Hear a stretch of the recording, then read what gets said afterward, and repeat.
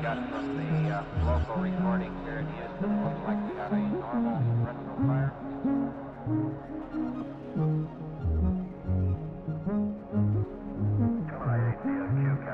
Check out your read. We read you loud and clear. We have an NTR and a list for you. Okay, NTR, we got the countdown. Say again. NTR, you got it counting up.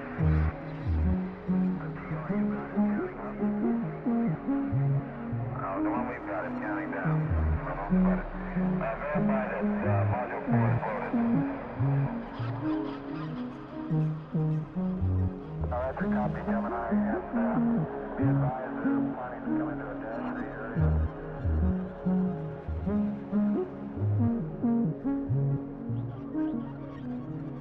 I-8 is Q Capcom, big read over.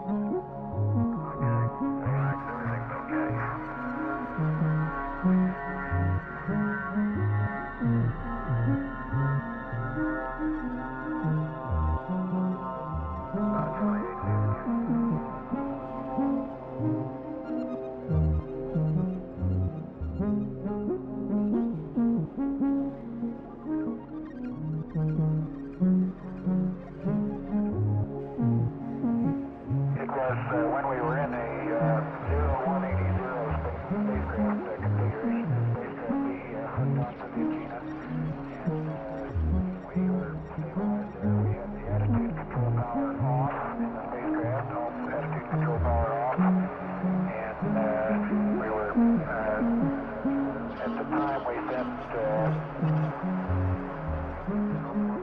041 recorder on.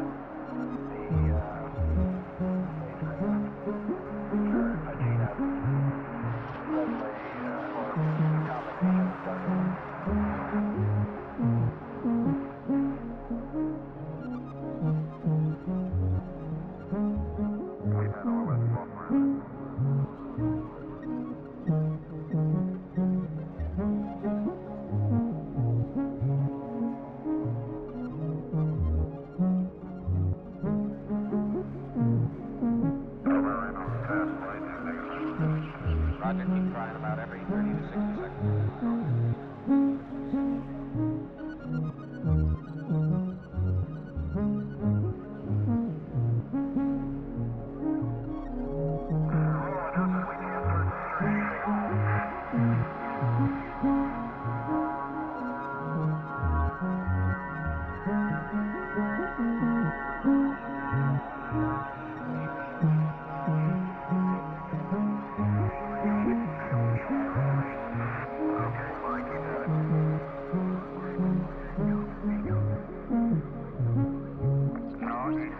Separated from the antenna, and he's in a roll, and he can't stop it.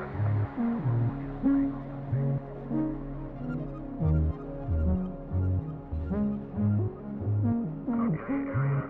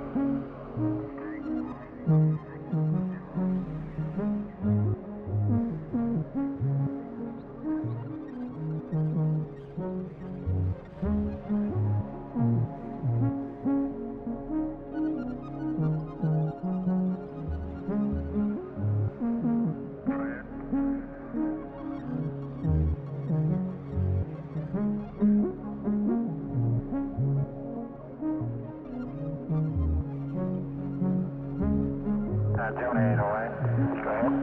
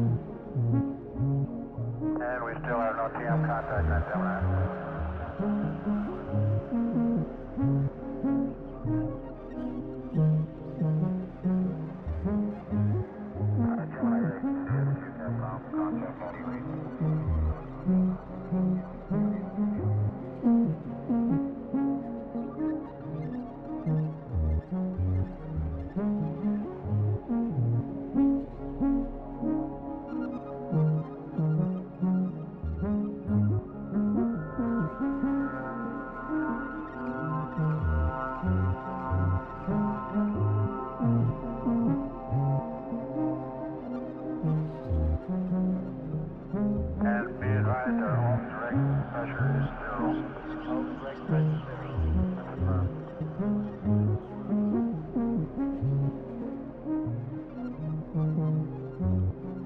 Roger, based on our best evaluation of the IVIs we got from the local recordings here in Houston, looks like we got a normal retro fire.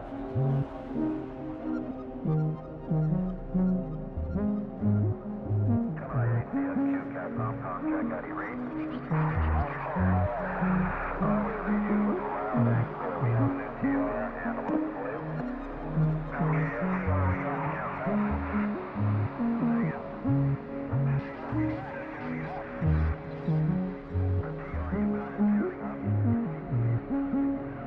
The one we've got is counting down. Verify that module 4 is loaded. Roger, copy Gemini, and be advised they're planning to come into a dash 3 area.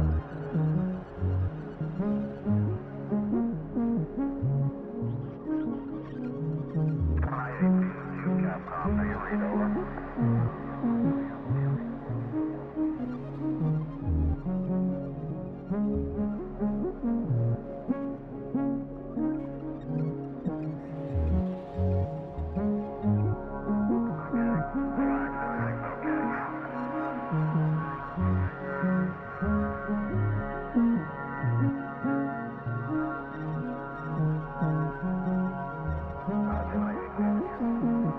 Yo! What's good, everybody?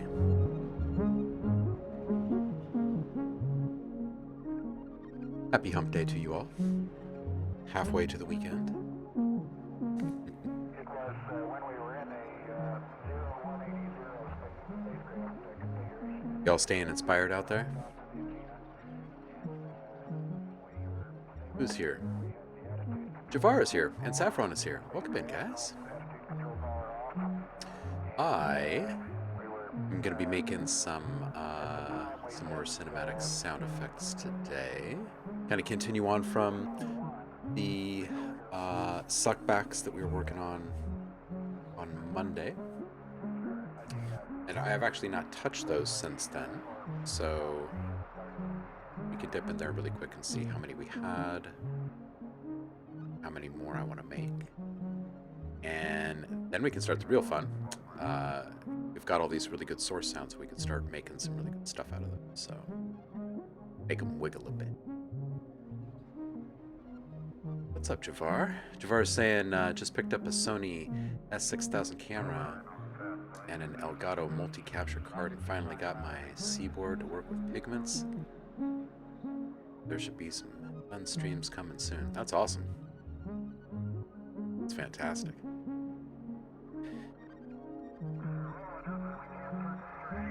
It's like sitting in a soundtrack.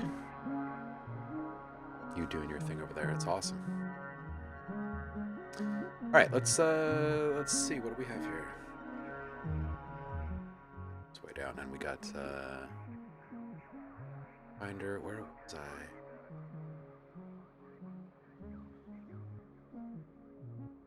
Some suckbacks.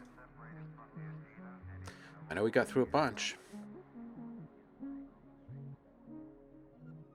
Oh, these are big old stems that got chopped. That's right. I want to say we were above 70.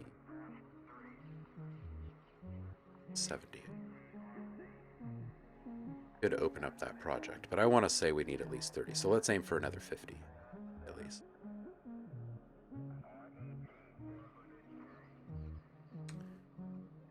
And I think I might just jump right in.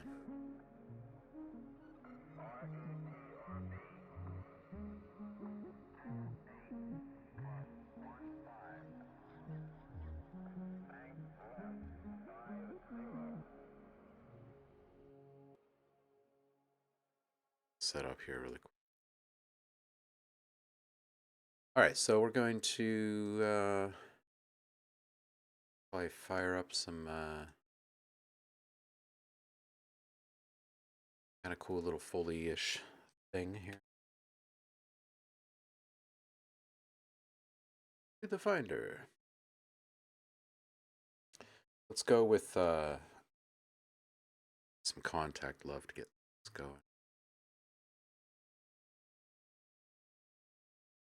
So we did some more complex layering stuff on Monday for the source sound, so I think maybe some more simple stuff is going to be needed for layering, and then I think we need a dose of like really weird stuff, like maybe even highly modulated stuff, just to bring some texture and whatnot to the equation. So we might get into some weird reactor randomization stuff as well, if we're feeling it. All right, let's take maybe some big symbols here. Hits.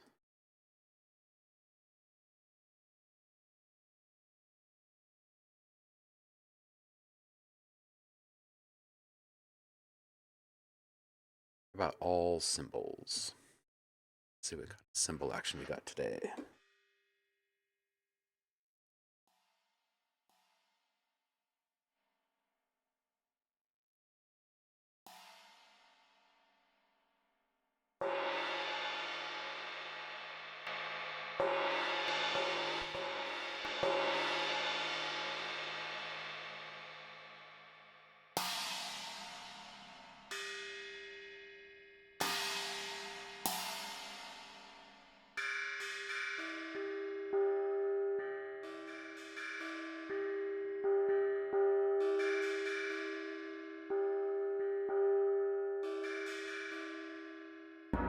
Just start making some trap beats.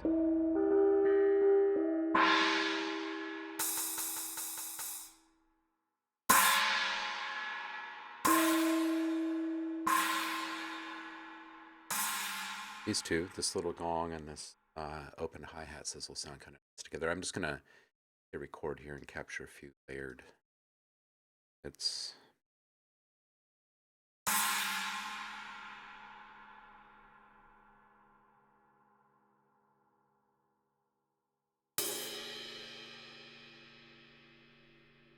Choke on that.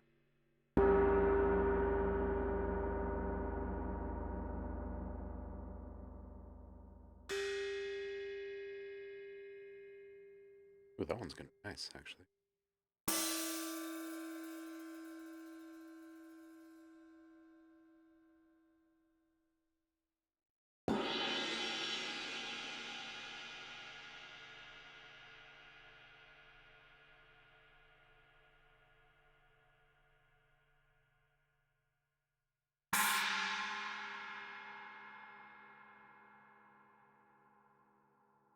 All right, we'll see how those do.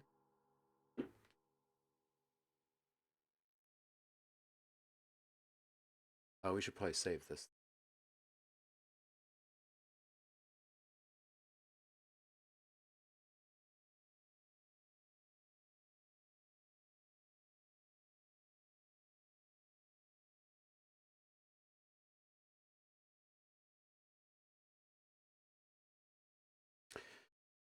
All right, so we got this first one. Let's also just get some maybe little ticky-tacky things. May have gotten some of these.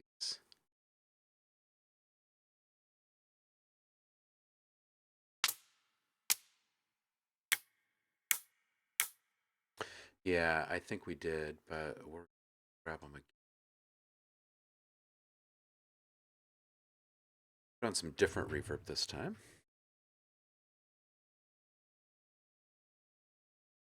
Maybe some plates today.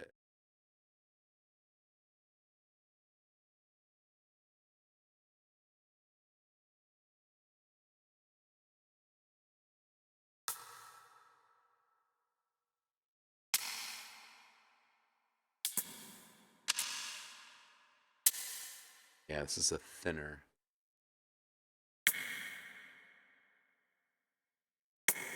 Inner profile.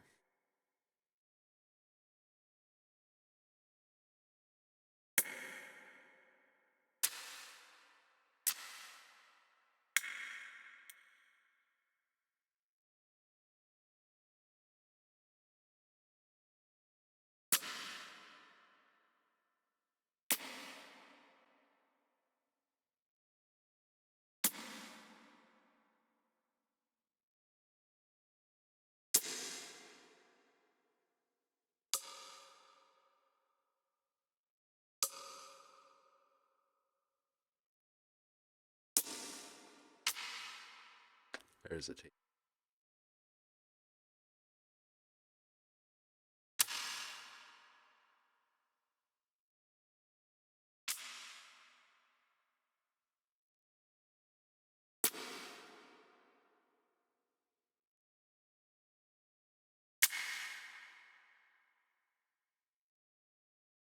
Series of little offset ones.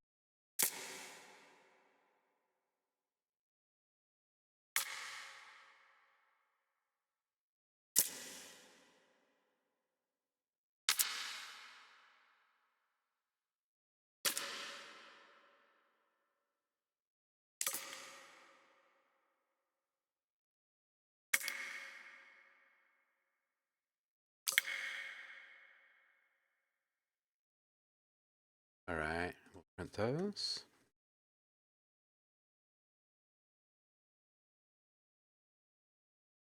All right, and let's also get just some general orchestral pit type percussion in here.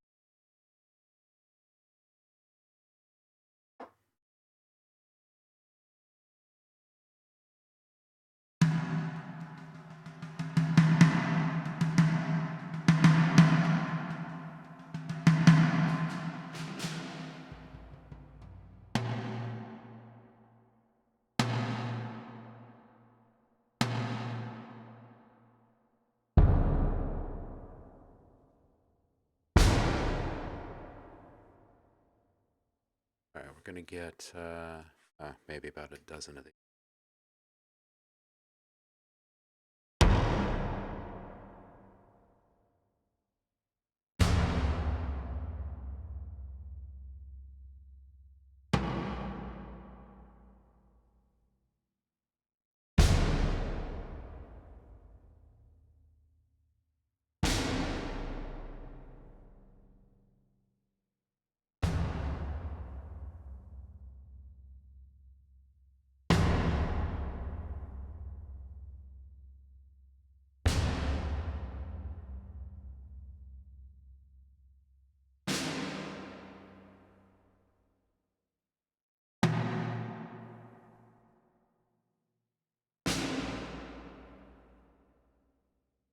All right, that's pretty good.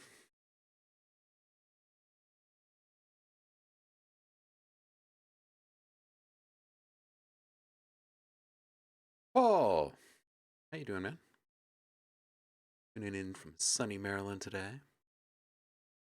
How's the bathroom project going?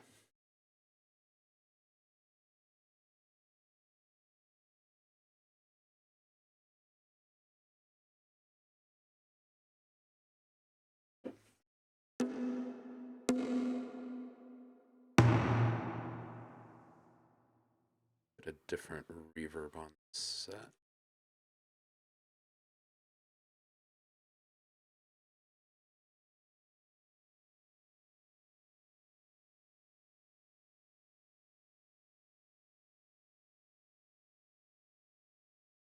Get a long one in here.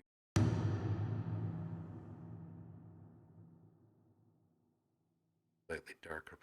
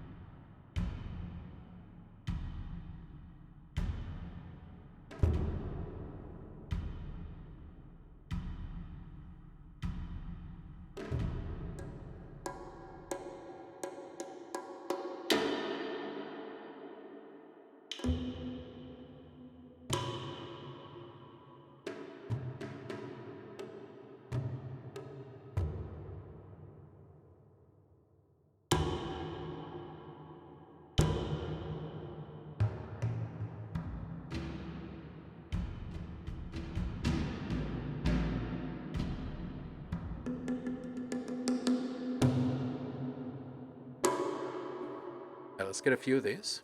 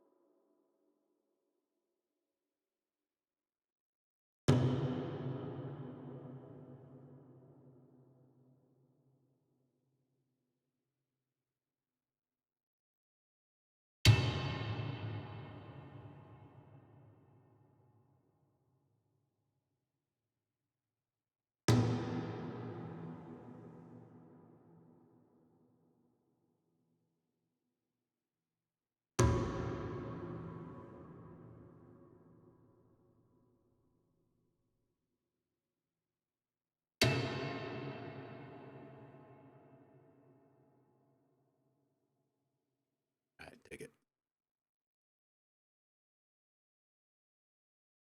All right, so we got all those.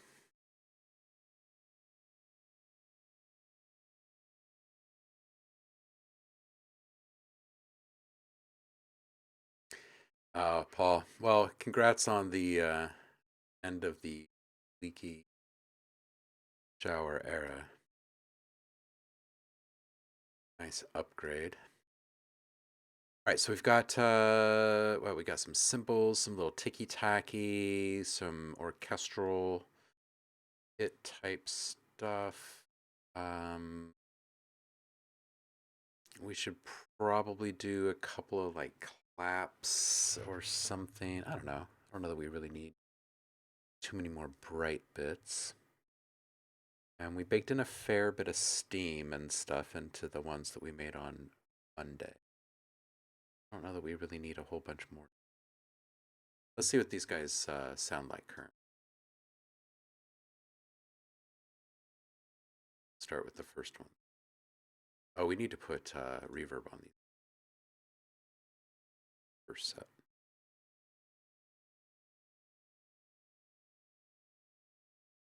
Some medium space on these guys.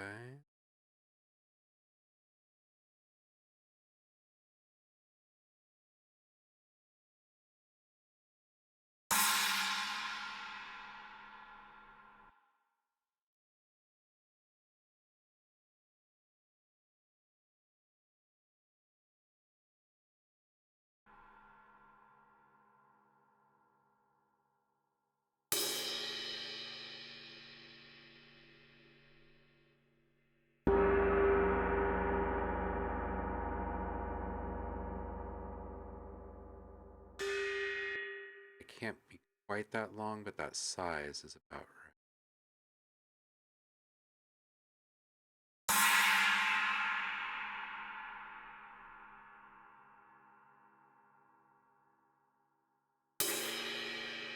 Yeah, something like this. Okay, so we'll bounce these.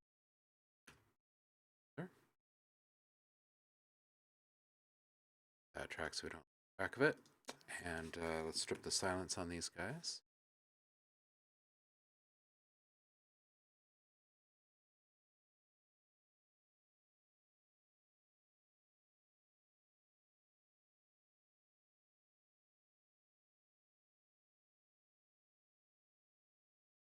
Yeah, those tails really did fully resolve. I'm gonna skip the auto chop on the fashion.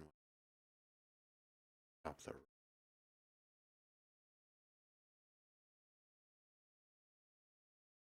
All right, so.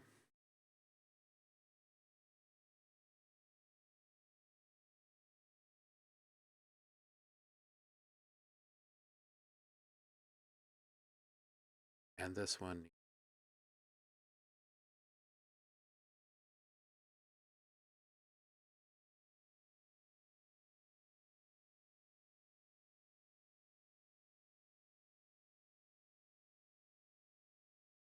Exact spots on these.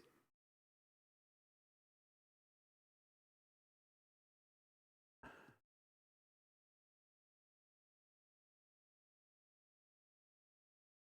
right, get rid of this.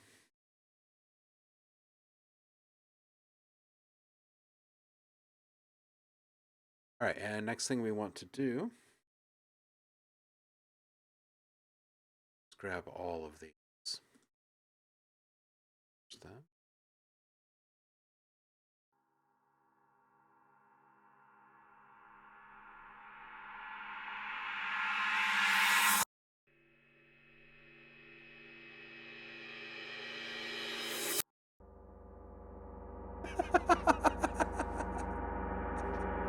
Steven's here. DJ Empirical. Surprise. Creeping up on you. Okay, these will work. These will work. Let's check the next. We'll skip this. We're going to silence on these guys really quick.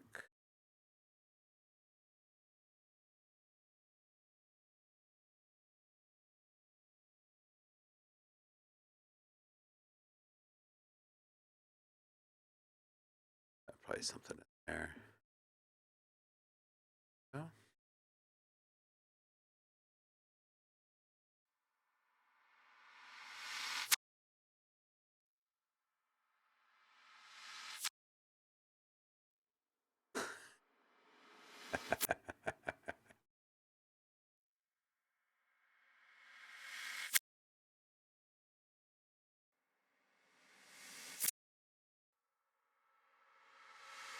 Yeah, these will be nice little transient toppers for layering of these.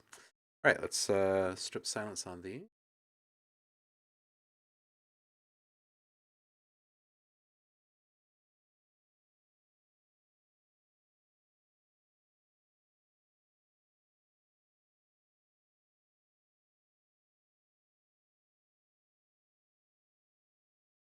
Oh.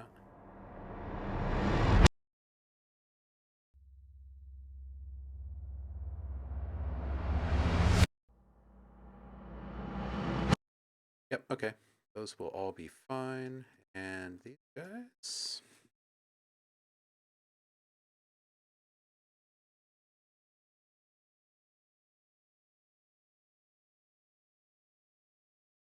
Samples.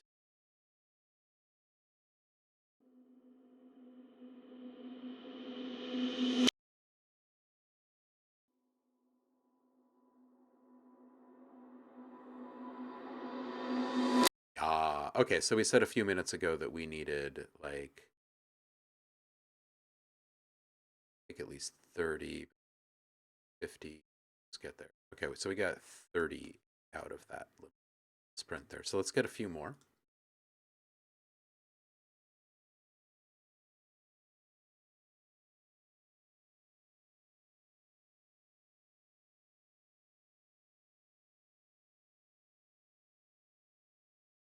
What are you working on this week, DJ Empirical? Aside from the podcast editing, how's that going, by the way?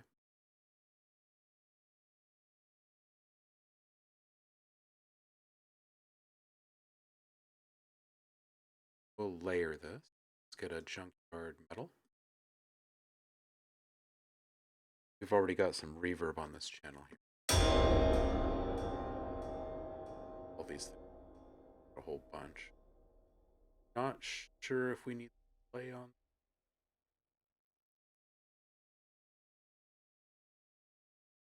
Russian. The biz is slow, huh?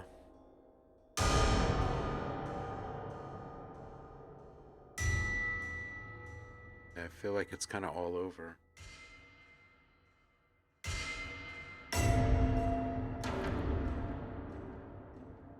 Okay, so let's take a fair bit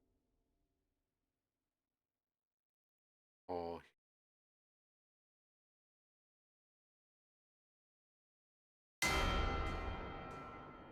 It's quite a bit better. All right, and lastly, bump this down a whole bunch, like maybe 10 dB, and bring in some magnetic metal. Let's do blacksmith. Sync up that MIDI. and take out the synth components of this.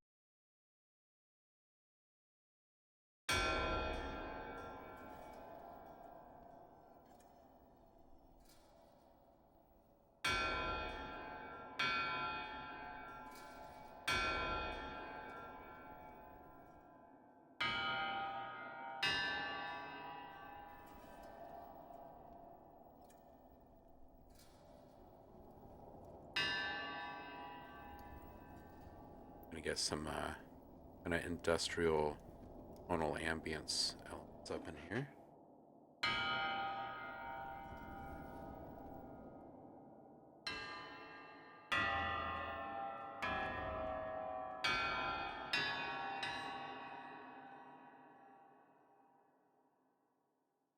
And then let's give this a little bit of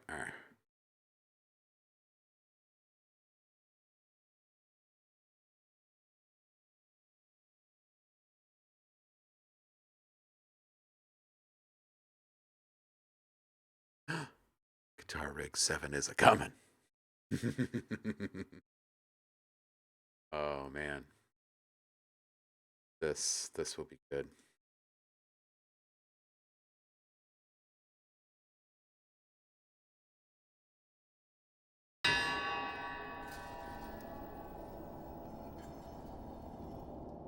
Hey, Hunter, how you doing? Is Rift indeed.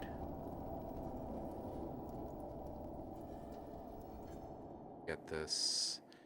We've been saturating after the reverb so far in this pack. So what we'll do is flip that and we'll add a little feedback into.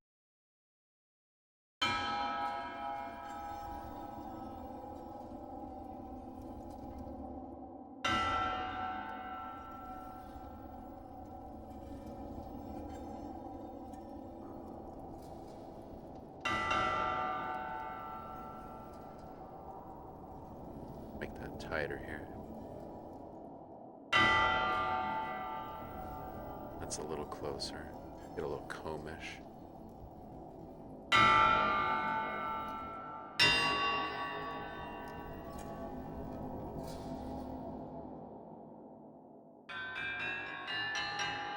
All right, these will sound pretty good for some suckback layering here.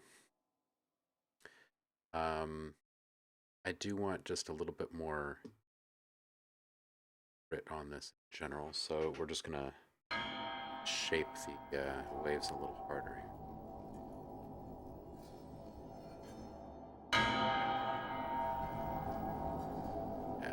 So we can get some of this texture out. All right, cool. Now let's set this in motion. Well,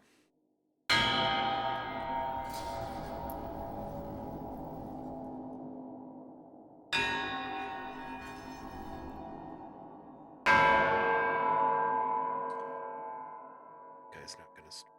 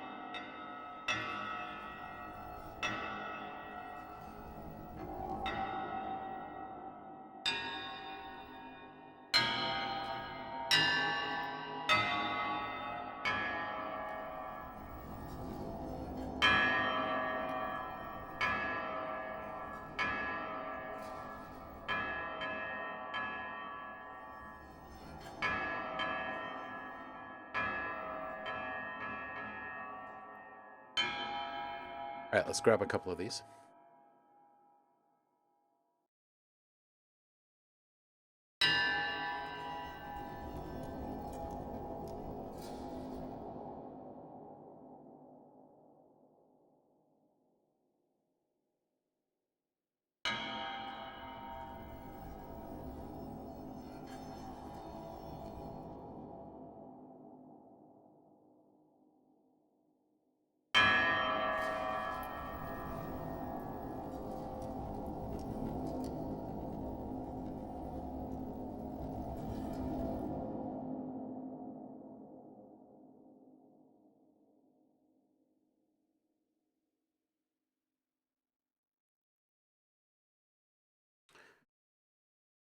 right, I think those are going to sound nice when we rough them up.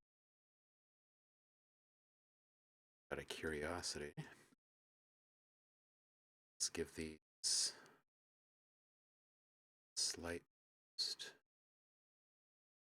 strip silence on them. See what they sound like.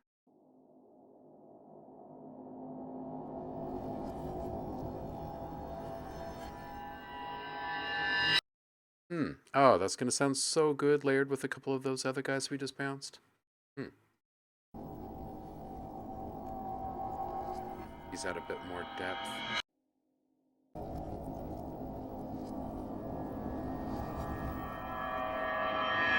Yeah, I just feel like there's just a little heat on these.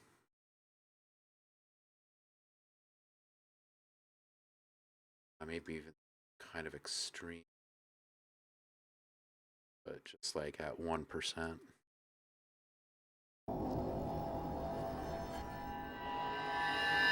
Maybe 2%.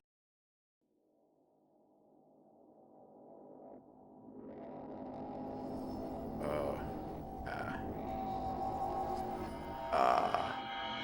that like super subtle hysteresis.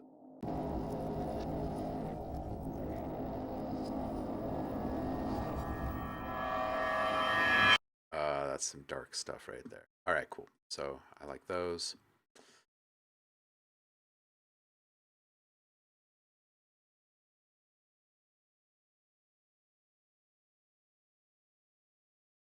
You guys are talking FM in the chat. What you saying?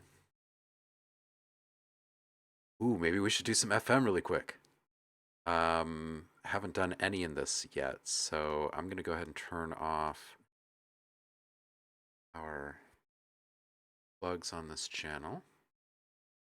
And let's save the project. Let's open up FM8. Speak classic. All right, let's get into. Let's do.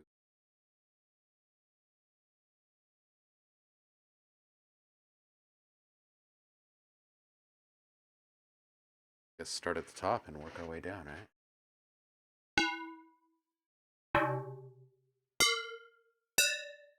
All right, let's see what our morphing quadrants are on this.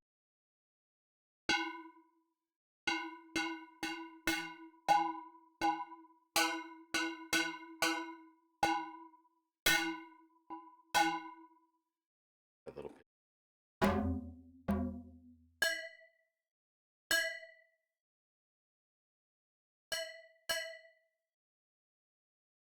This one.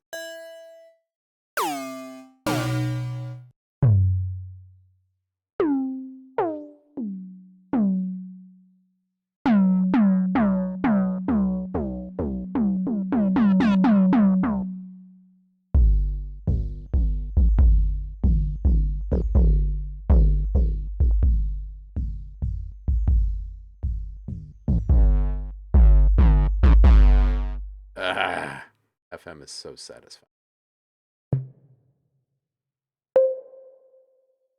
Yeah.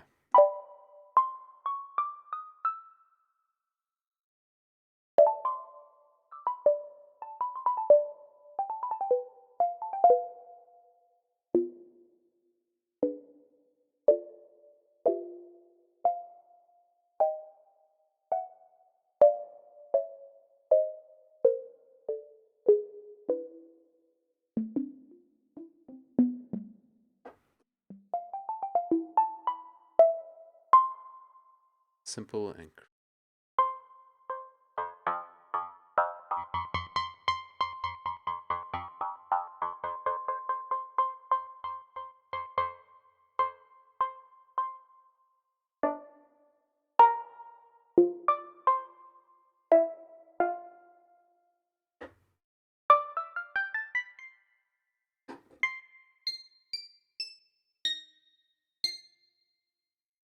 let's get up here.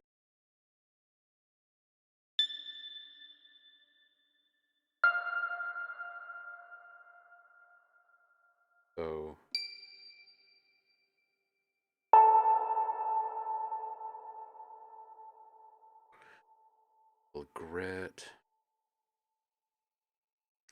Let's take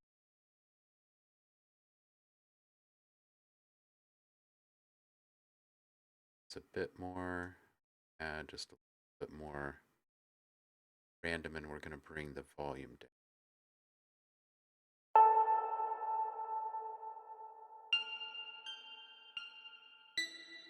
A little more analog sounding. All right, now let's also some weirdness baked back in.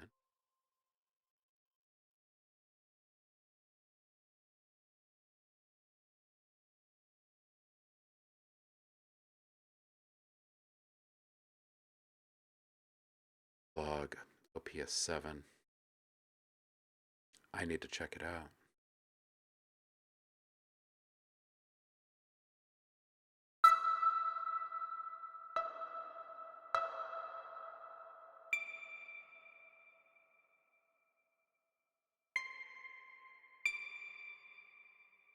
Just using,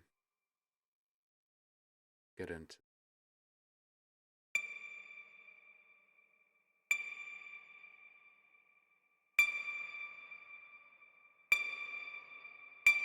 maybe just kind of offset values of the same wave shaper. Ooh, there we go. Got a little bite. Got a lot of bite.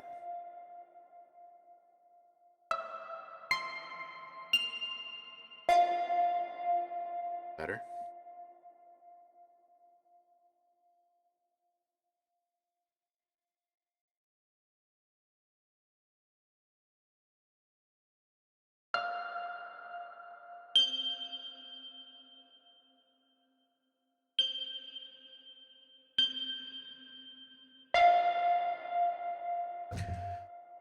All right, let's grab a couple of these.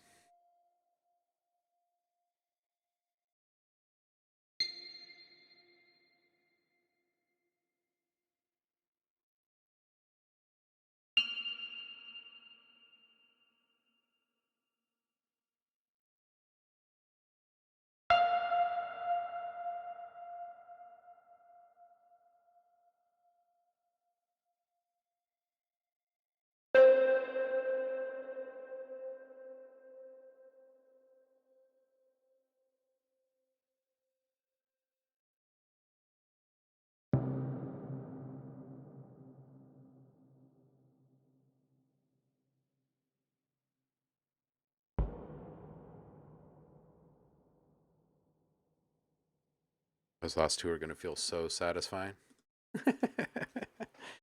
It's the little things.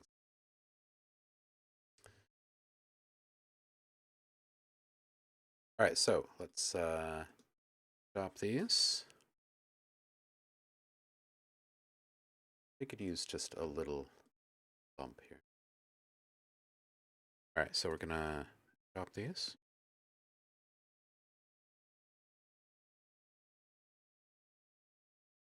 Listen to that.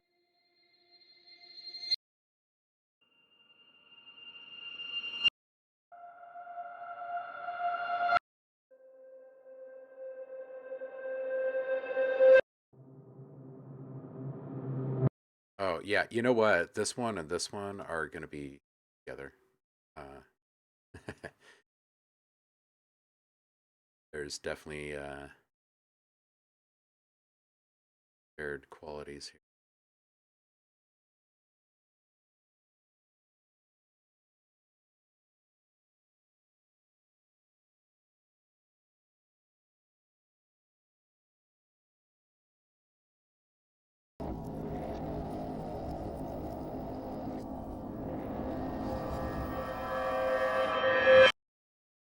Yep, just a little tick-attack reversal right at the end there too, like maybe just a shaker or yeah, some high frequency white taste there, a little modulation in there.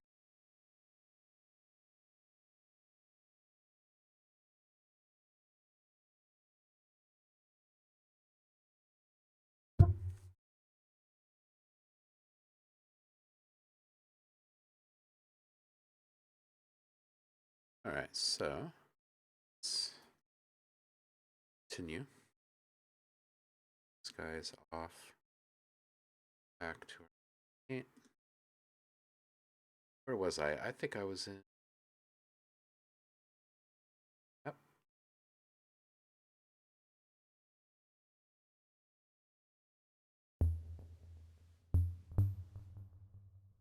Back up in octaves.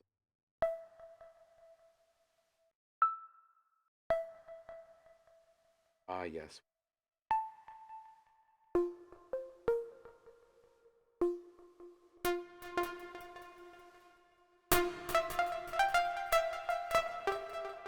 Man, these patches are so great.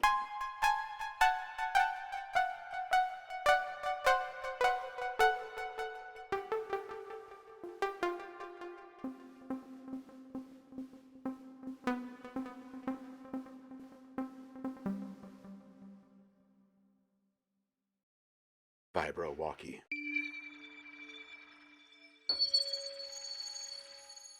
Yes. So we will use the vibro. This is exactly the kind of weird modulating stuff I was just talking about. Get some of these for some layers.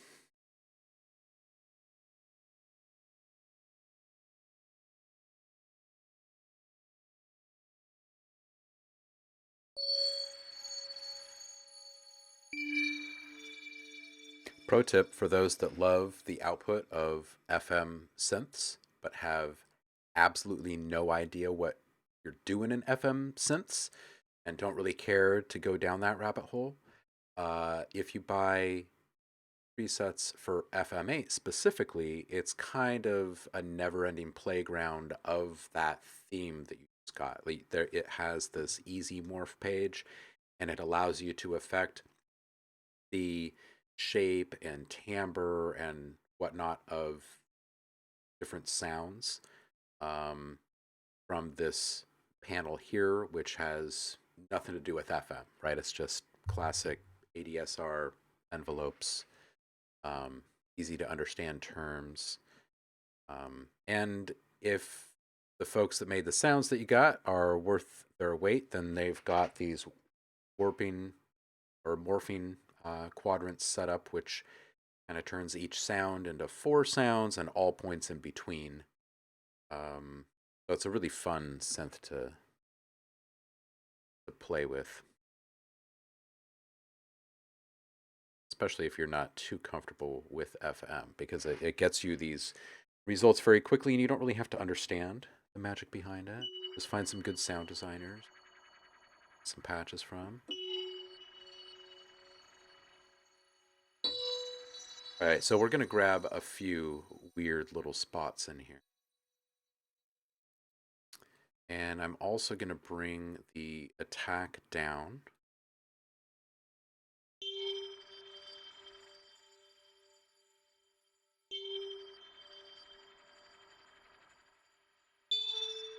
Just to make the transient a bit sharper here. Yeah, that's better. Maybe even just a little bit tighter.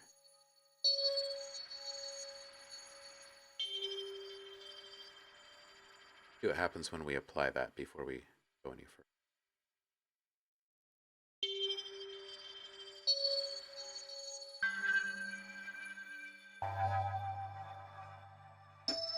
Yeah, I think that's sharp enough. Okay.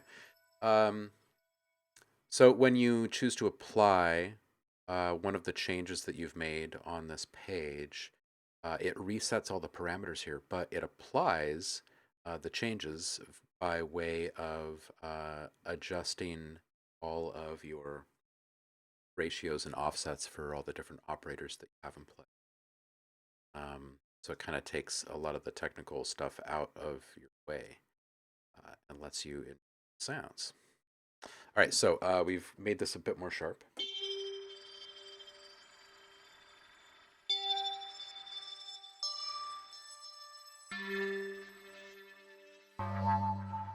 Let's also take down the tail of this slightly. Psych delay and the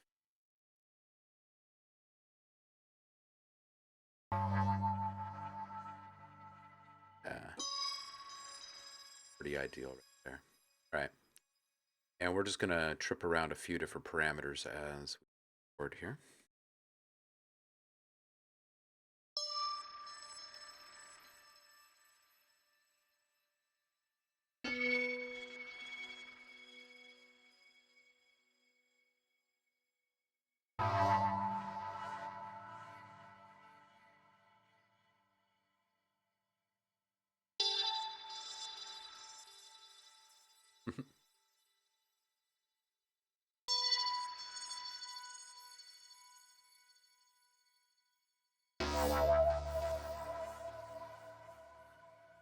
That's going to be a fun one. Let's drop down a couple of octaves really quick while we're in this position. Whoa.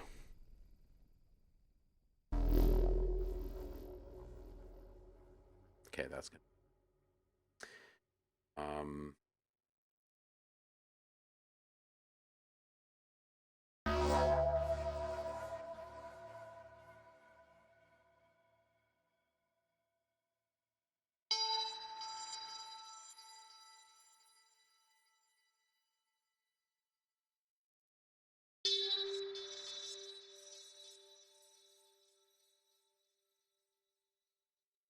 All right, let's listen back to those with some reverb. All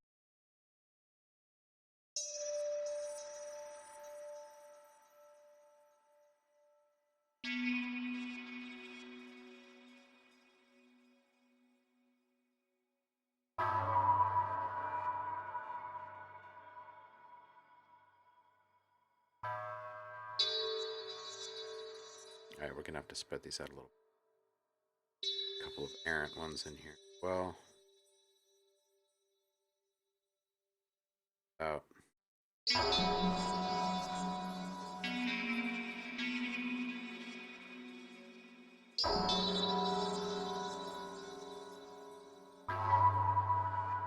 Okay, that is a nice one.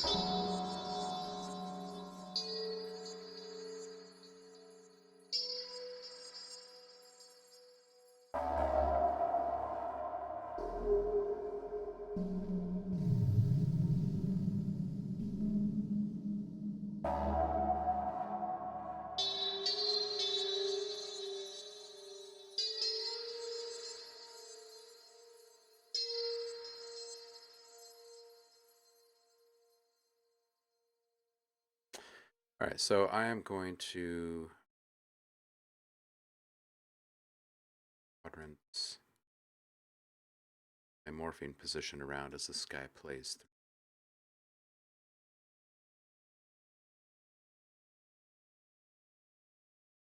And then see if we can borrow all of that recorded automation for some quick sample making from other patches. Let's try this. Code and say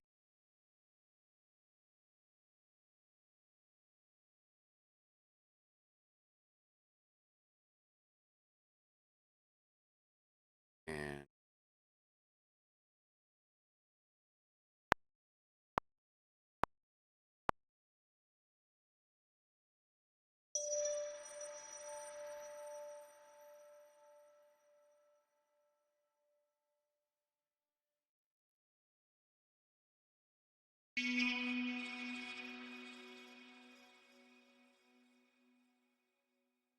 a really great way to make sure you're getting kind of a fair sampling of the areas that you touch.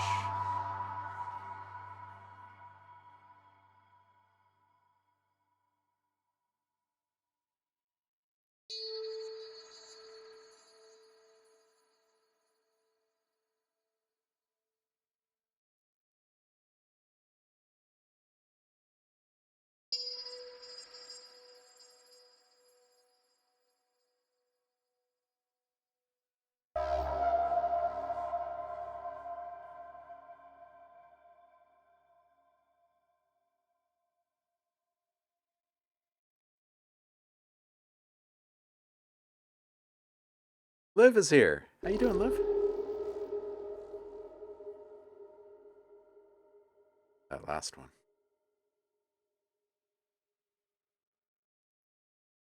I hope your head is feeling better.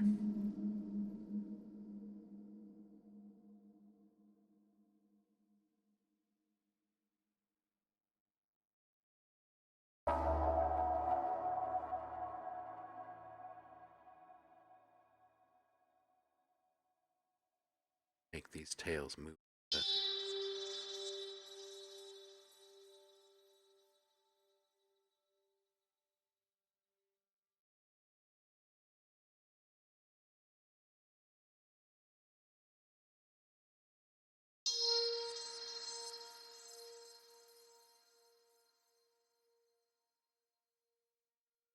Okay, so we've got all that written, so we can go ahead and print that then. And then we can just strip silence. Bada bing. Got a whole bunch, but the better part is that we've actually got a whole bunch of modulation changes written in here into this this MIDI region, so we can then take that and use it to make a whole bunch of other samples. Check these. Give it a small bump here. Strip silence. We got 12 samples out of that. We'll just flip those. Yeah.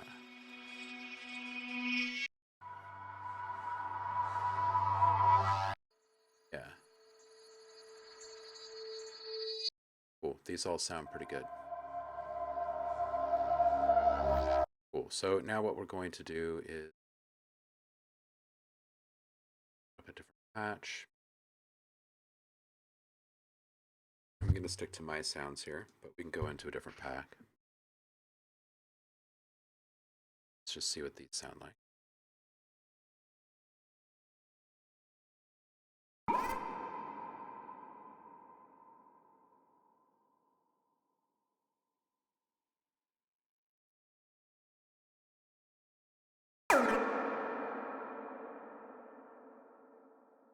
Maybe it's around.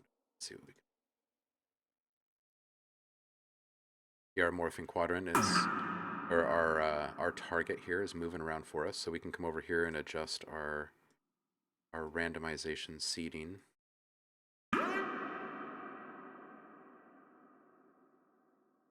Start playing with harmonics while back.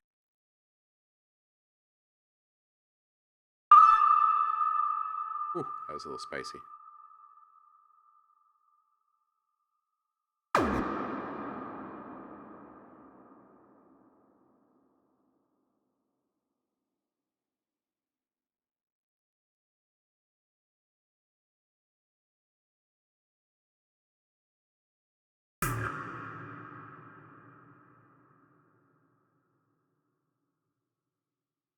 Like this next one. Easy. Money.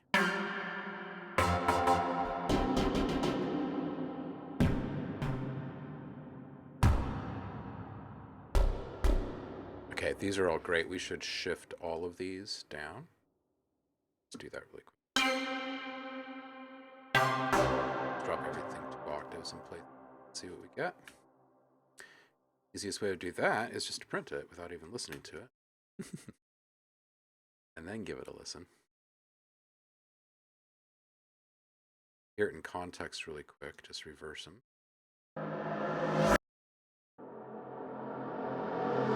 And they got a bit of a weird pitch bend. That one's pretty good. Yeah, the lower the frequency, better.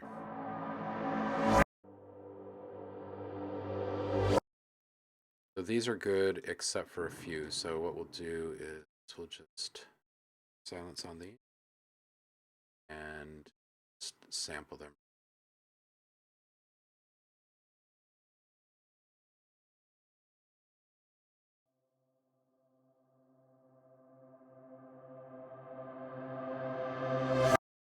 That's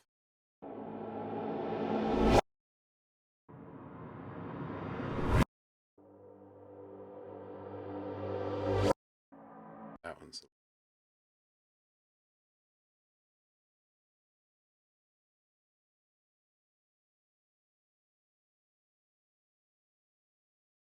pad out first.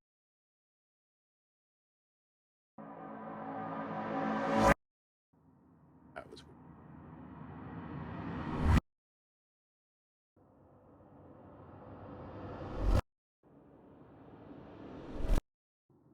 That one was.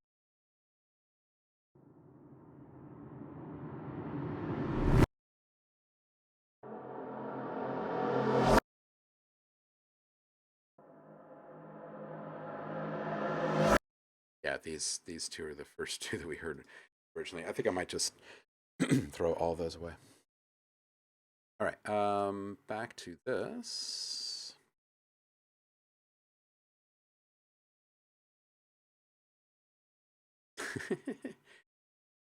This patch is called "Good Luck with This."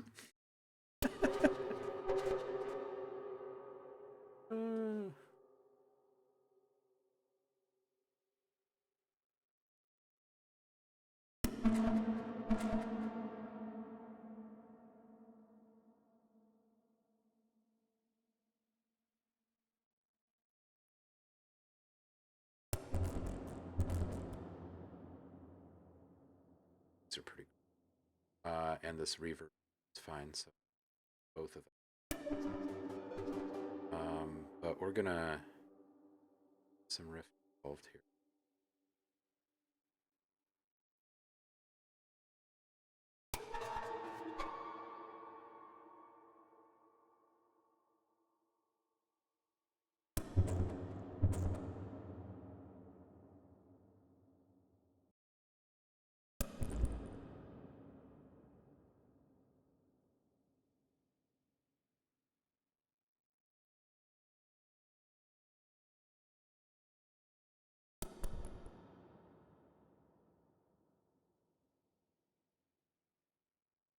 I'm not in read. Let's get us into.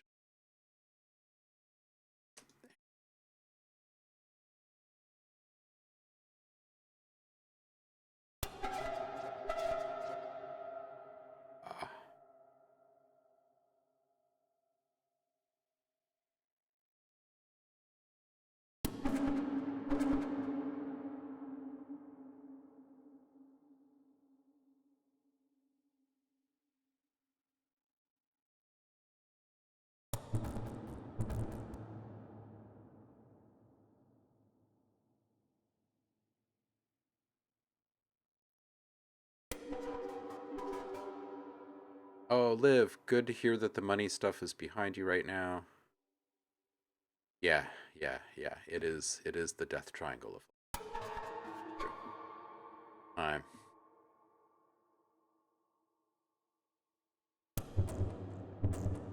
Yeah, I think all of these are actually going to be quite tasty. I'm just trying to decide if we're going to go with like an extra edgy saturation profile here. Kind of leaning towards it, maybe even extreme. Kind of like that.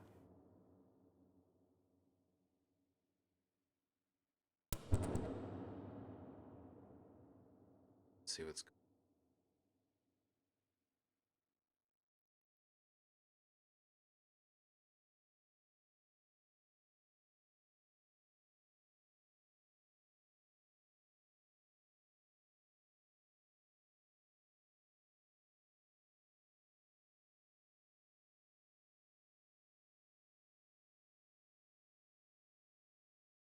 All right, let's see again.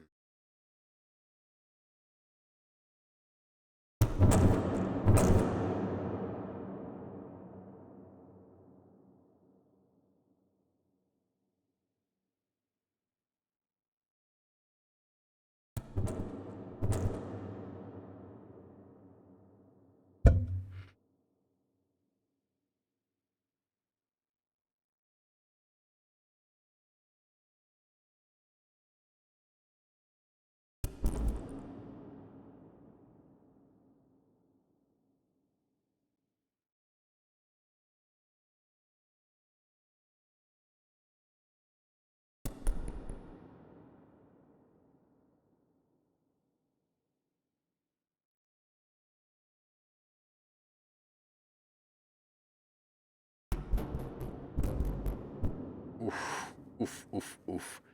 My goodness. My goodness. Let's get a little more dirt out of this. Ah, that's lovely. All right, let's take all of these. all of these.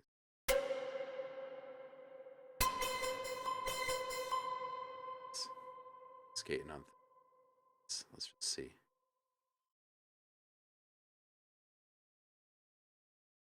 Buddy, hold on tight.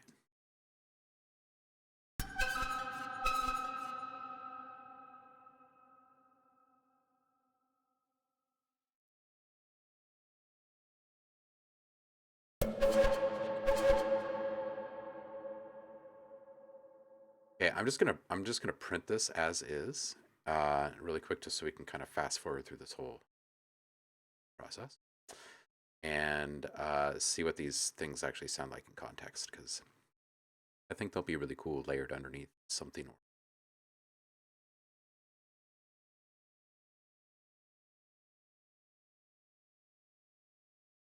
Not like half the work of making something feel cinematic is just like mashing two things together that don't normally mix together.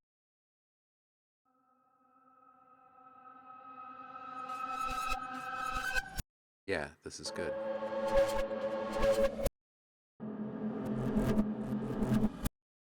Yeah, these are cool. I like the added little. Let's see if we can align one of these. Here, let's do this one.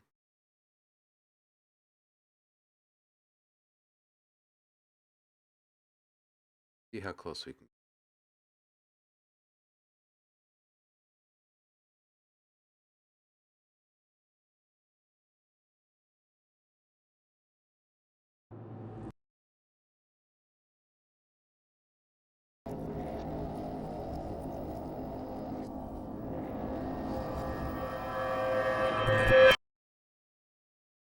Yeah, that sounds dope, right? Now we can put maybe we'll put the modulation on this guy. So we'll just go into the tremolo and we'll say, let's bump this up to a more cinematic type. That's right, kind of square this off a fair bit. Zero out the phase so it doesn't get all wily on us. And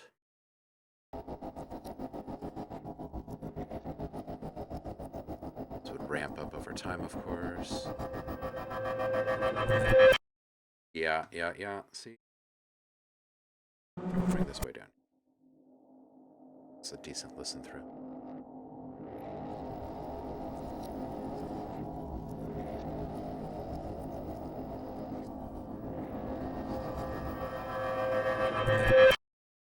Like that. All proper.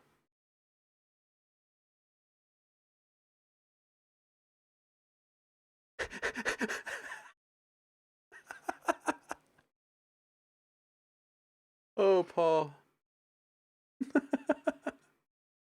This is awesome. So you can now pick a phase of the moon and use it as a parameter. That's awesome.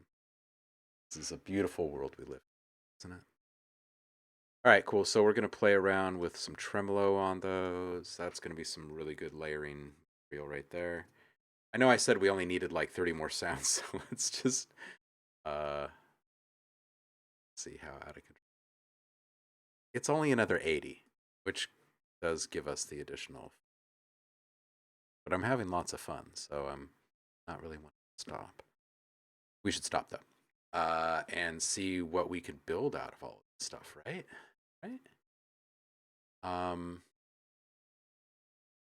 So this might mean going into the other project as well. I already did a bunch of stripping of silence and stuff on that.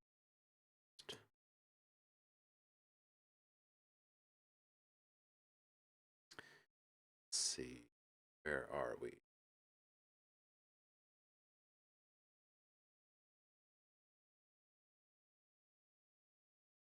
All of these.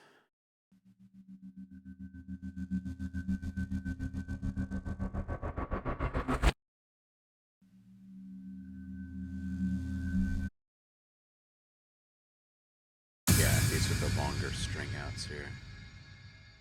Hey, Danny's here. What's shaking, homie? Everybody follow I Am Imagining.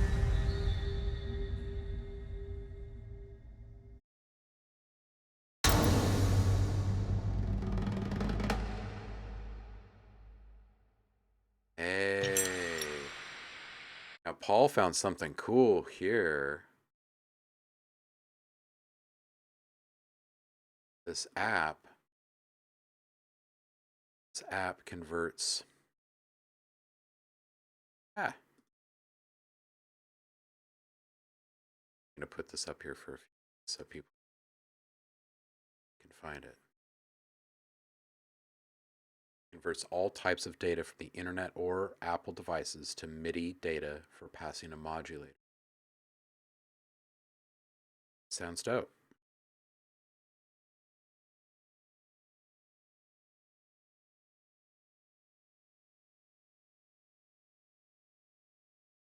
It integrates with Ableton Live, DMX, Reaktor, VCV Rack, and MyRack.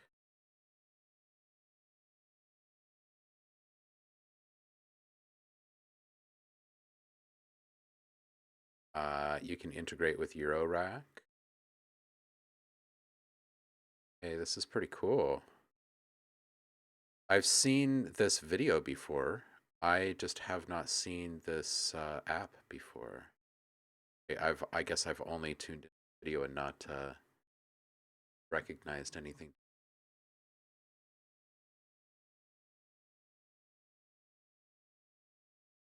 Wow, yeah, make your heart beat the BPM. That's nice. DJ Empirical says there's an artist, Vaughn, who makes serum synth patches using her orgasm data from her vibrator. That's awesome.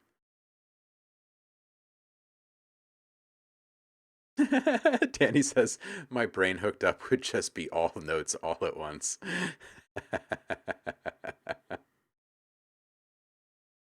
Oh, basically just static. Oh, that's cool. That's pretty awesome. Oh man, I should stuff. Hold on, just one second. Do a little general housekeeping, which has to be done from time to time. Live stream.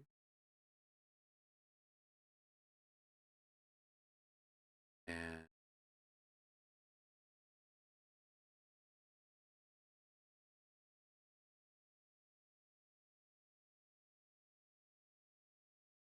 today, the 13th, we're not going to touch the one.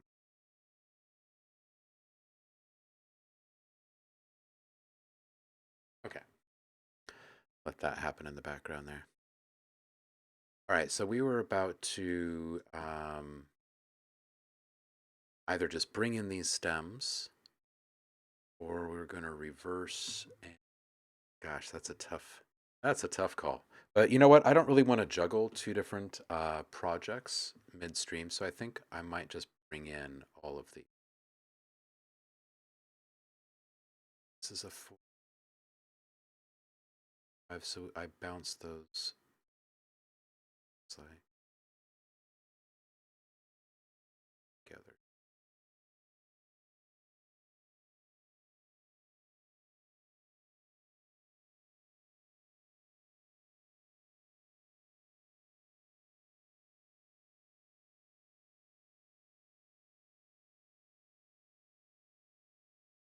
Yeah.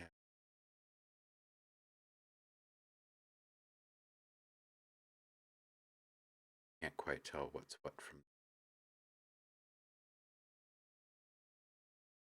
It's another 21 tracks, and I think these are all just stems here.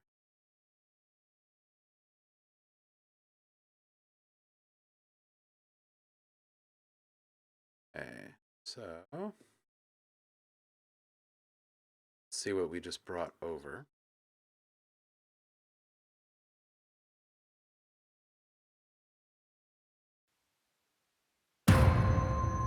Right, okay, so I'm just gonna strip silence on each of them.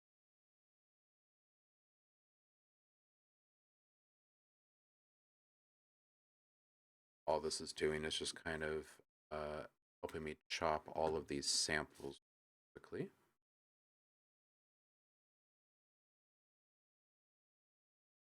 Oh, this wants to be a.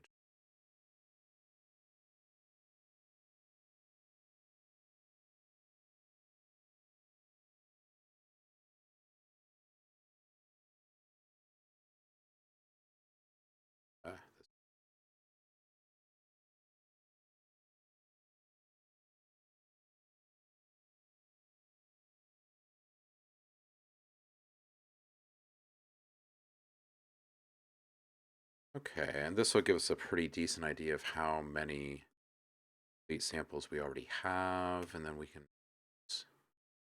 kind of guesstimate just how many more we can get a layering. It's kind of nice to be able to forecast a bit.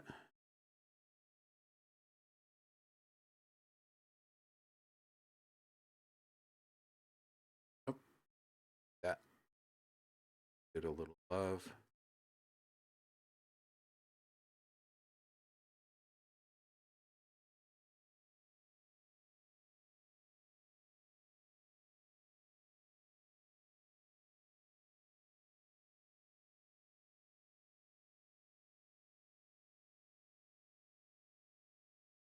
Sweet.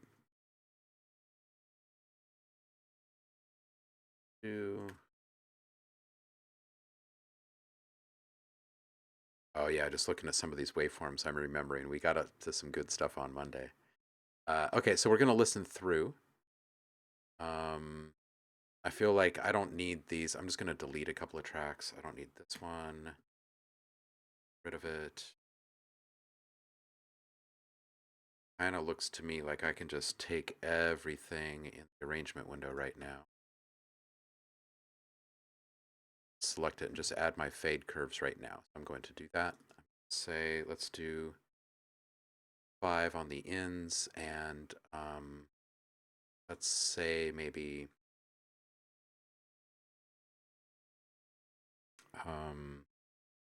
let's do 1000 out. So that's 1 second. Okay, so now all of these should have fairly decent shape. Now we can make minor adjustments to anything. And how many is that? Let's see. Let's make. Okay, so far it's 171. That's a lot, seeing how that I'm going for 100 in the release. So we may not even have to do quite as much layering as I was thinking. But I want to make sure that there's enough for a couple of.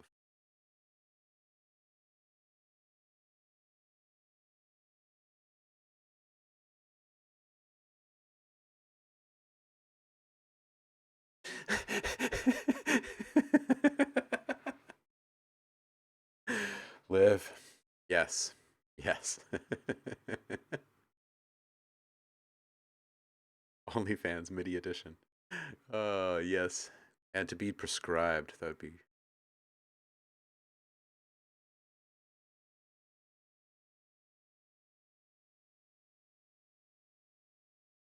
It's medicinal, Danny. Medicinal. I mean, it is hump day. So it's pretty appropriate, really. I mean, if you stop and think about.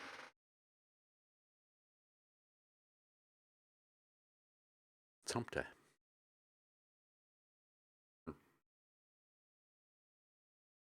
You guys ever find yourself in that position where you're like, okay, I'm gonna make 30 sounds, or I'm gonna make 50 sounds, and then you look up and you're like, okay, I've got 200 sounds. Now what am I? What am I about to do?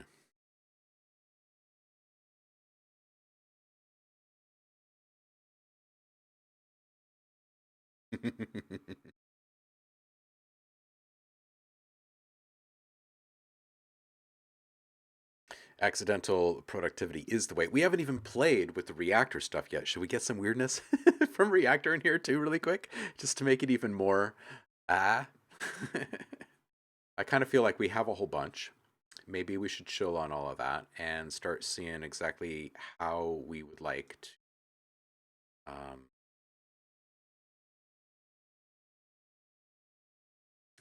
layer all of these. I'm going to take all of these that were just brought in.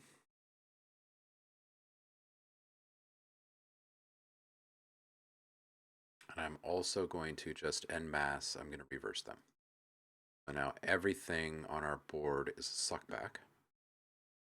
And it's going to be pretty hard to mess this up from this point forward.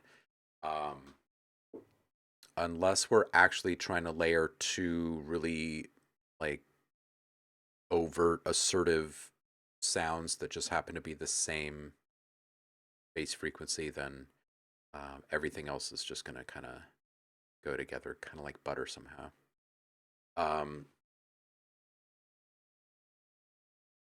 The nice thing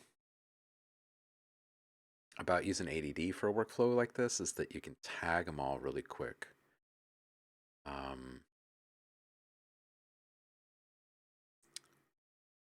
Like with some sync points, and then just kind of trigger them. But we haven't really gone through the old school methodology in a while. Yeah, so Olivia, I don't know, it's got to be one of the top 5 things that you can do in ADD. It's just the ability to almost auto tag stuff, right? Like as far as your sync markers and stuff with a really precise audio file like this, finding the peak is really easy. So if you name it, right, call it a suckback, have it guess the sync point, it's probably going to do pretty well.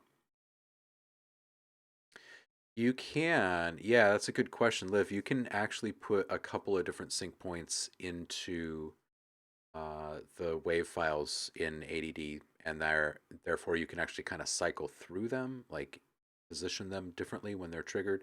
But the main sync point is what's going to align with the playhead when the sound is triggered, the timeline, and it's going to sit there, stay locked there.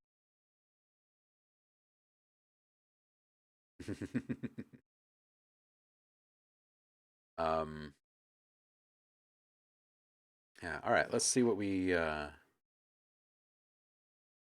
cooked. It's a lot of stuff here. Everything that's blue was made on Monday's stream. Everything that's green was just made in the last hour.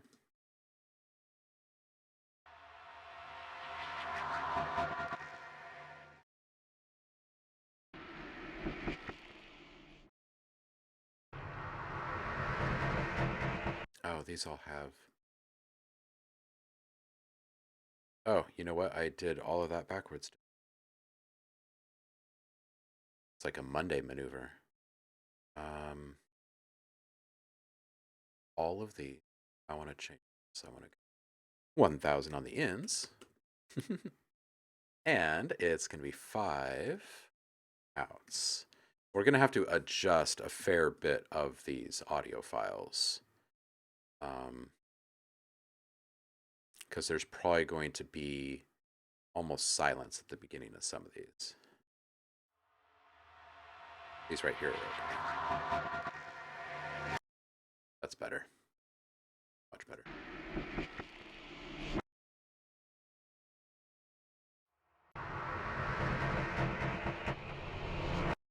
Cool. I feel like we should probably start building some processing chains, because some of these, like those, aside from repetitiveness, those are all pretty good standalone sound effects.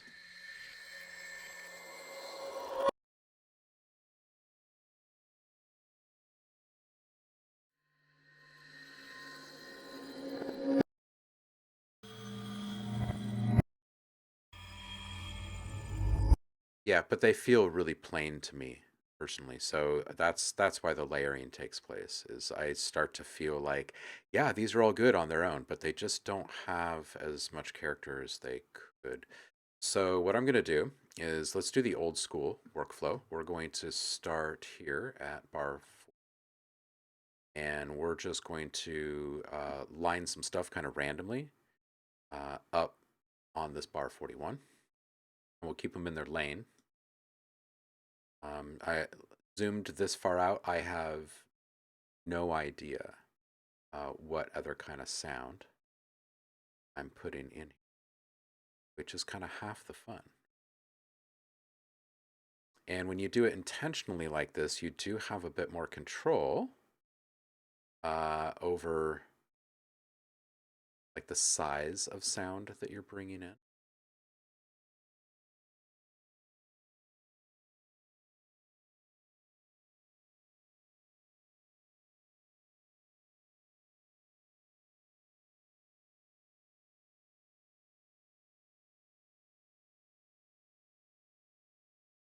All right, so these are the three sounds.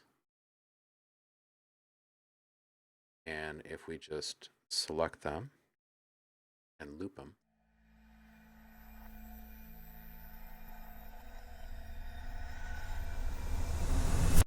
wow, so that actually just kind of became something really rad.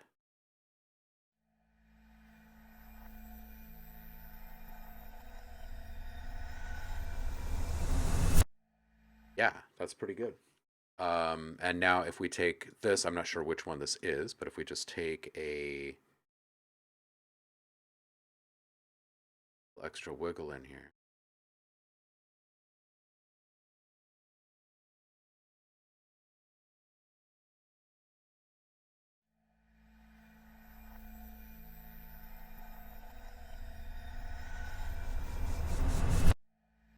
Just get a little something that kind of creeps up volume as it's delivered.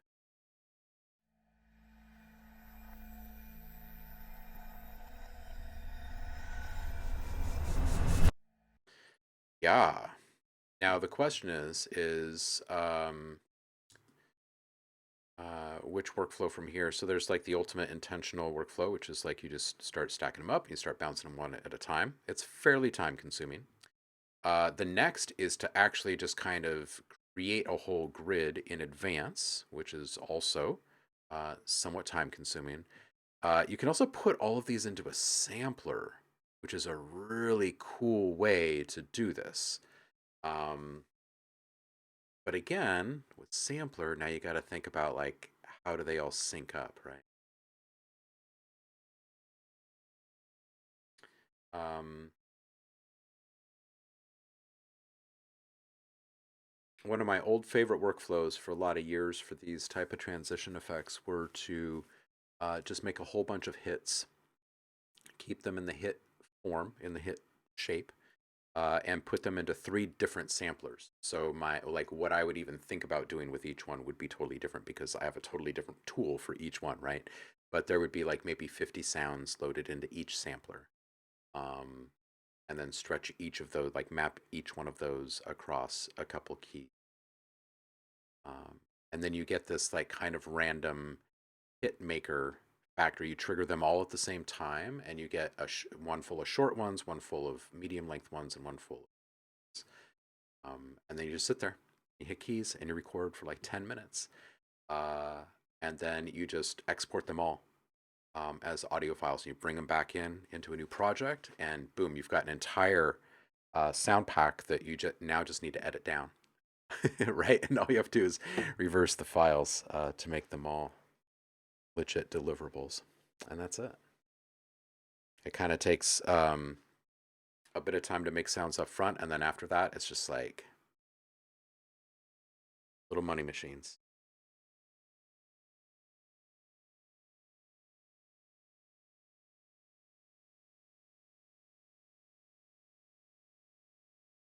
I think what I want to do personally is I want to kind of do this the really old school way because it's been a really long time since I've had the chance to do that.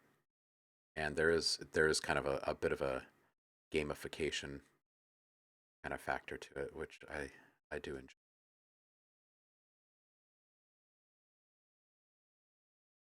It does mean just a little bit of silence for you guys as I'm working.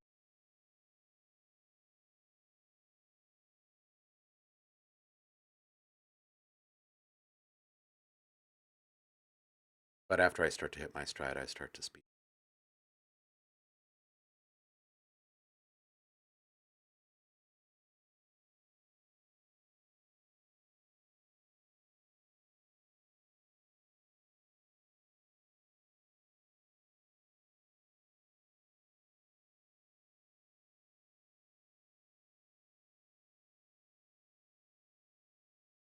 Oh yeah, I gotta get some of these. Gotta get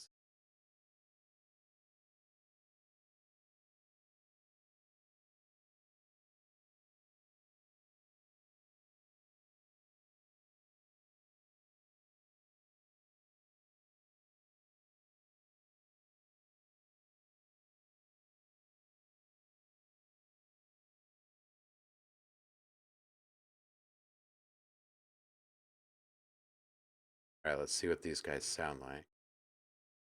And if they're sounding all right, then wait, did I? Yeah, I gave them enough. All right, I just need to unmute these tracks. Guys, all sound all right. I'll probably just scatter a huge matrix of these sounds. Let's loop these and see what they sound like.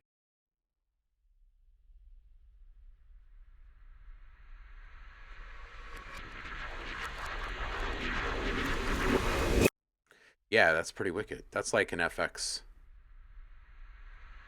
effect right there. That sound like an FX horror show.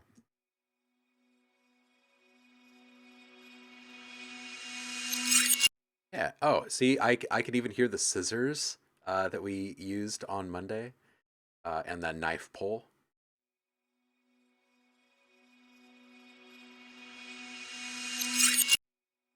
Yeah, yeah. So we're going to end up with variations that we otherwise wouldn't really have considered, which is always so much fun.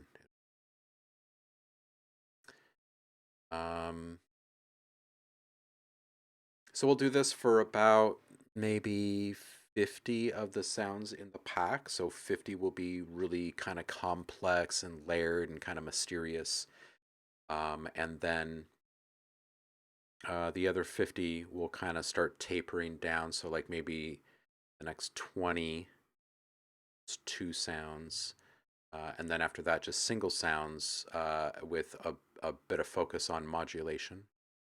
And then as each one of these tracks ends up being affected for one of these suckbacks, because each one of these tracks has a whole bunch of sounds on it, then those sounds, each one will be modulated that way to output, which is just one more way to kind of increase the diversity of all of it.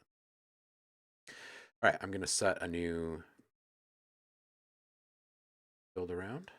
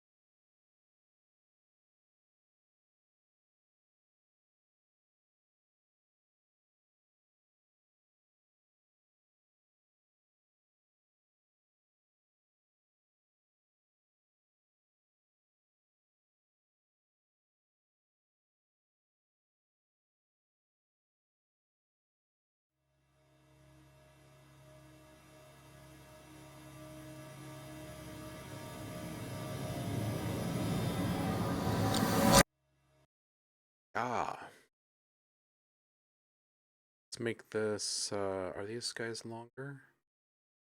There are some long ones. Let's do something quick on this guy. It's always kind of unexpected. Let's do maybe even 64ths. Just kind of fluttery.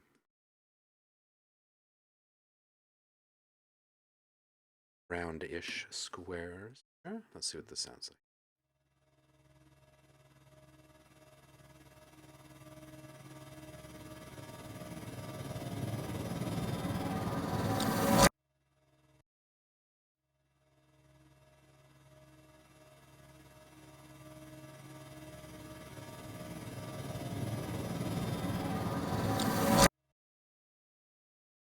Try it at 30 seconds and see what that sounds like.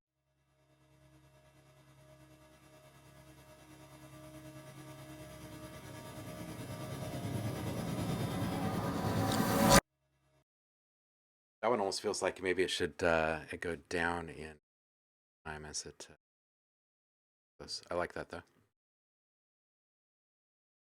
All right, let's get the next one set.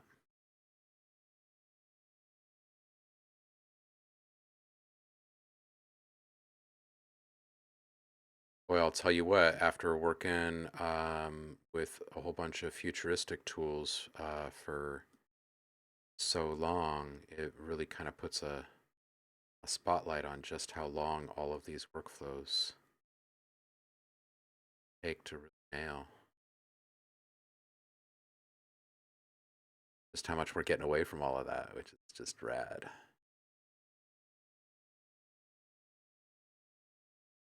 All right, let's see what these three sound like together.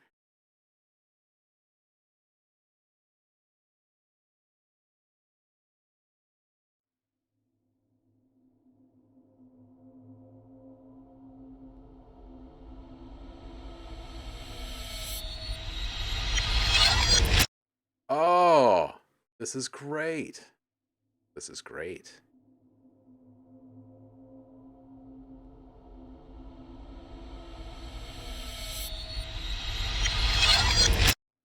Ah, yes. A little volume balancing on that one. That'll be good.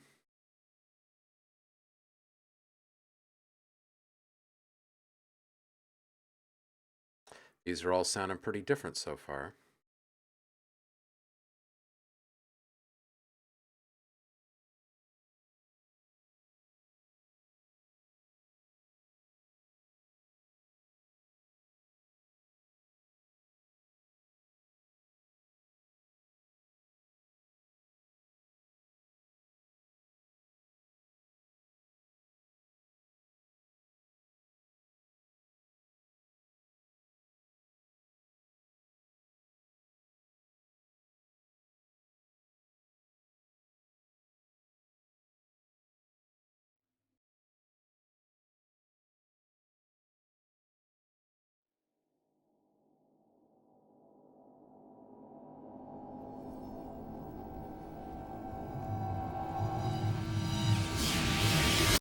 Whoa.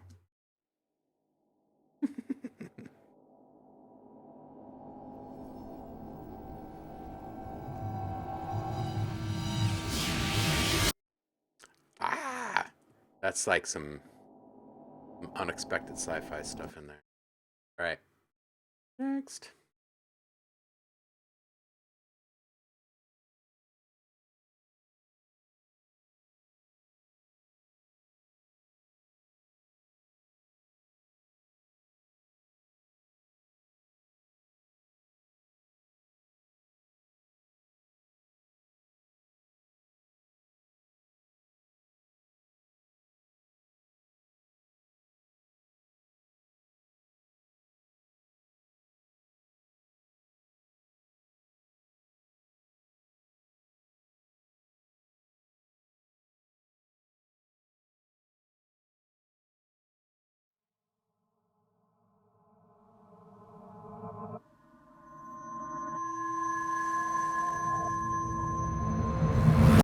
Yeah, yeah, man,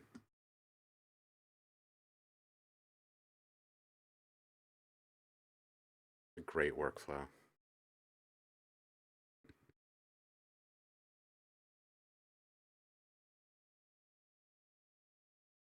Sometimes it seems like feels a little silly to tout my own workflow. Then I listen back to stuff that's coming out of them, and I'm like, nah, that really is actually pretty darn good.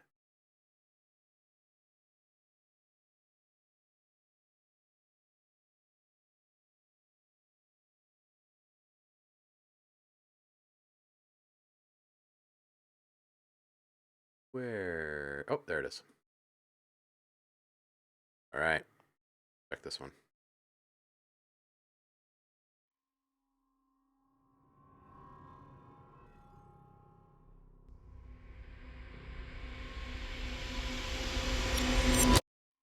Ah, yeah, we're in that cannot fail realm right now. It's great. Just have to love this. Have to.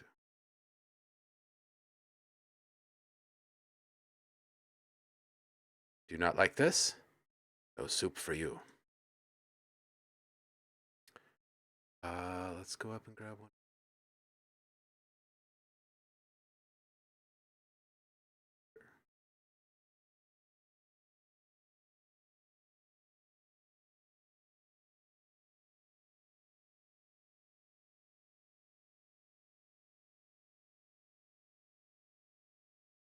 Big blocky looking sounds here. Sounds like.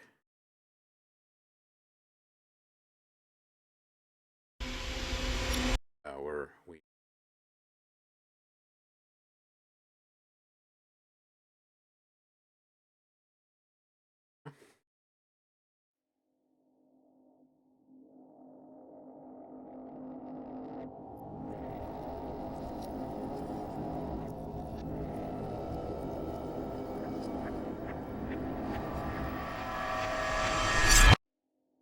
Ah! Oh, you guys. Guys.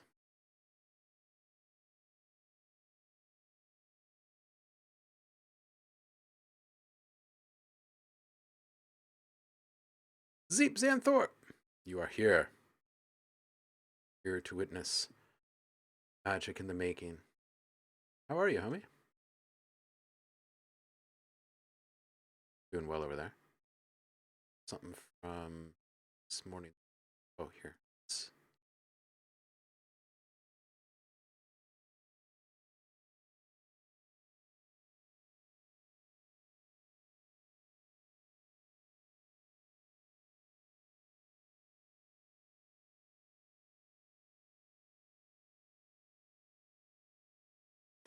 All right, let's see what this one sounds like.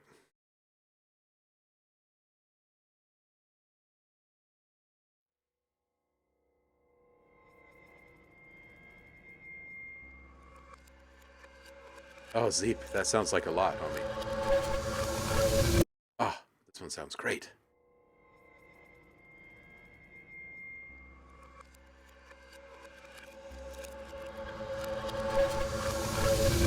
Oh, I'm not sure which one this is. I'm going to add some tremolo to this layer. And let's make it kind of slow and plodding at quarter notes. And we'll just kind of aggressive depth and see what happens. What's this going to sound like?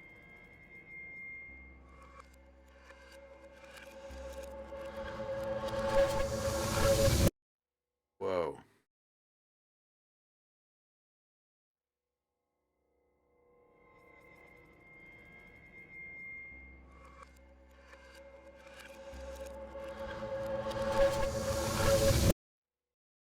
Kind of want to hear eighth notes now.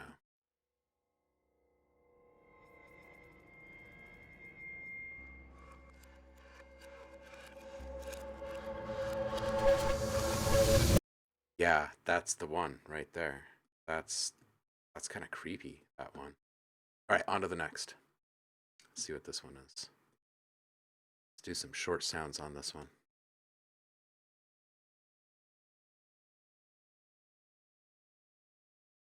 It'll be kind of a quick rise up.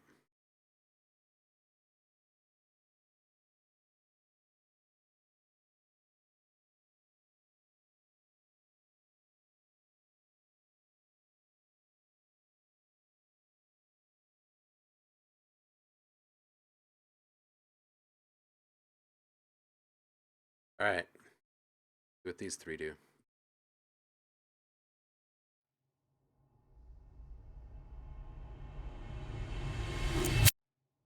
Okay, now this one, that's got a sharp end, doesn't it? I'm not sure which one is which. It's always so much fun. We're going to put this guy. It might be the bright one. I'm going to put a tremolo on that one. And we're going to get a 16th.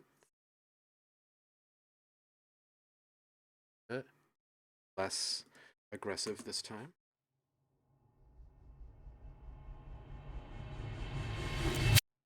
Yeah, let's just a little bit more depth.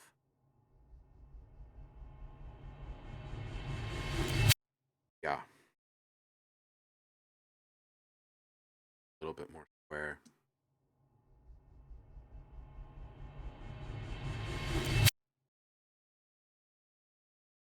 All right, we'll move on to the next one.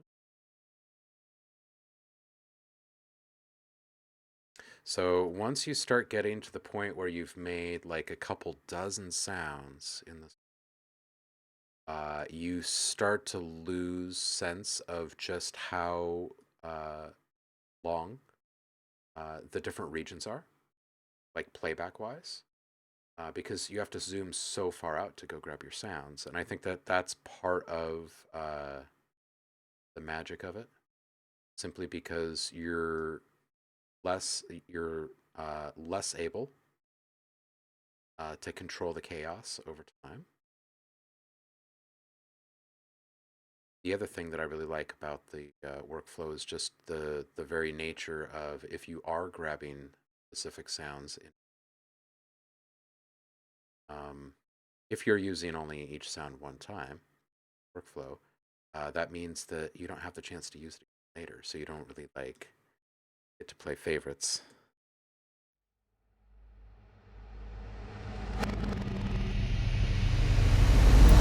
Yeah, let's play this one again. It's gonna sound great with some saturation.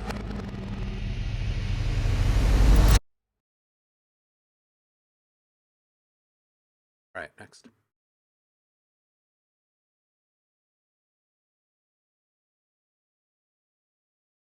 All right, let's get this one. Oh, that's a long one.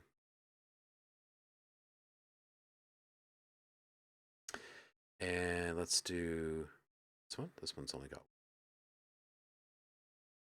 And let's do. Again, I have no idea which sounds these are.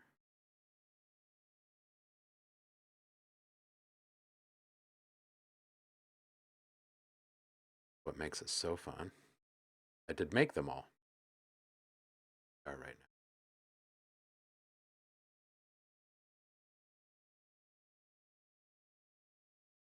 What's going on?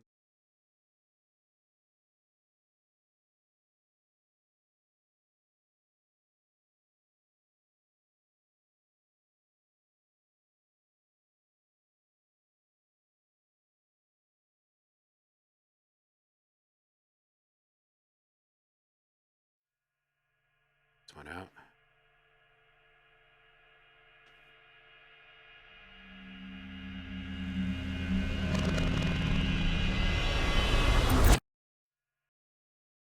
Oh. Like, I don't want to have a tail at the end of this one when I go to later, so I'm just going to take care of that right now. Scoot this.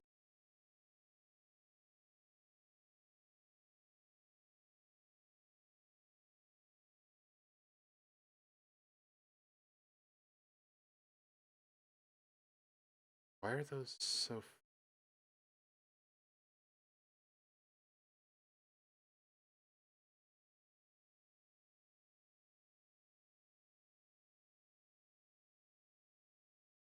Oh man, I must have had them all selected.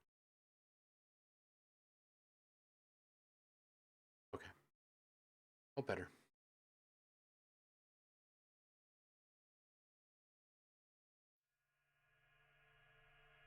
And if you guys are wondering why I'm not zooming in more to be more surgical with them, is because when you slightly offset the sounds, you get a thicker suckback sound, right? Because the transients at the peak of the suckback is just slightly different for each one. And oftentimes at that point in the sound arc anyway, it's like got a fairly noisy character profile, so a lot of them kind of sound alike anyway.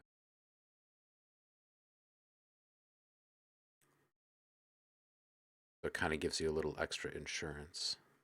Sounds are gonna sound bigger, expected.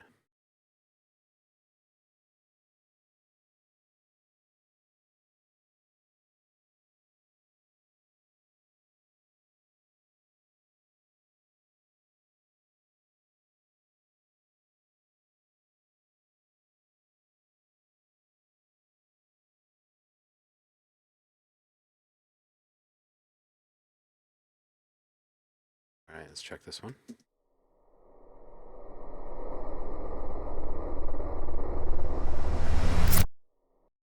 Yeah, I don't think we've tossed any of these yet.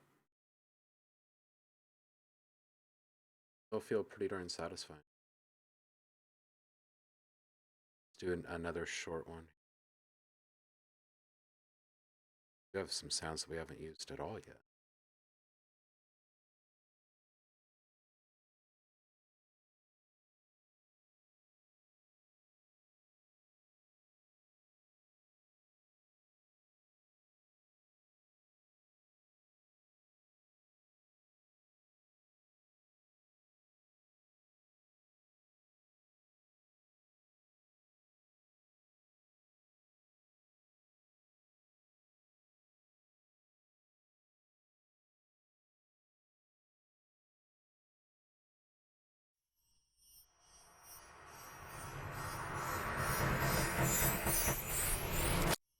Yeah.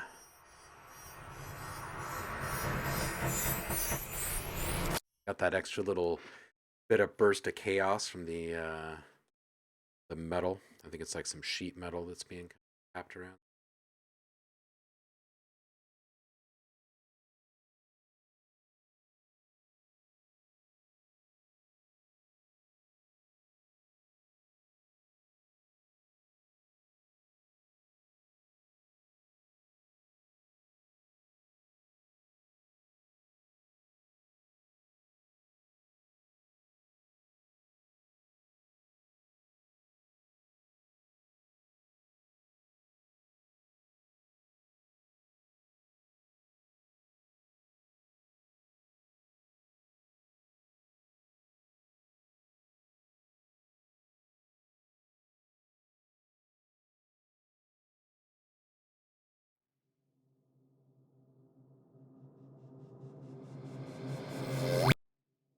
Oh no!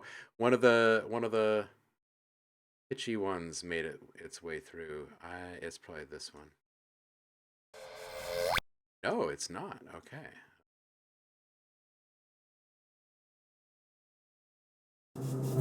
Okay, it is. I don't like you. So you're gonna go. Sorry, little guy. Cartoony. And we'll bring in a different one.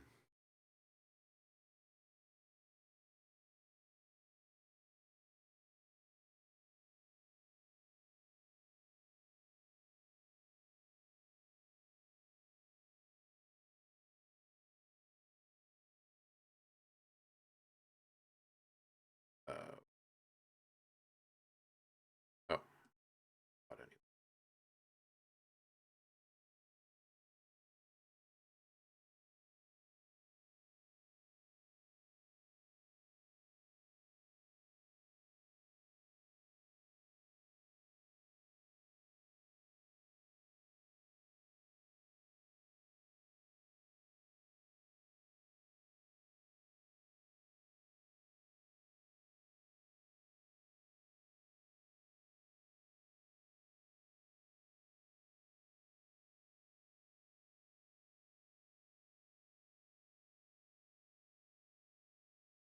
All right.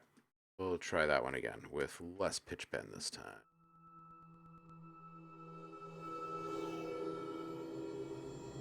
Peace is returning to Paul's house.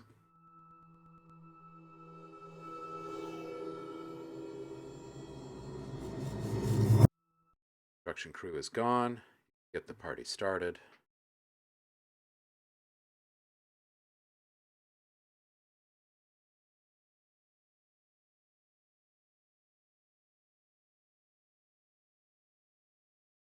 Couple of long ones lined up together.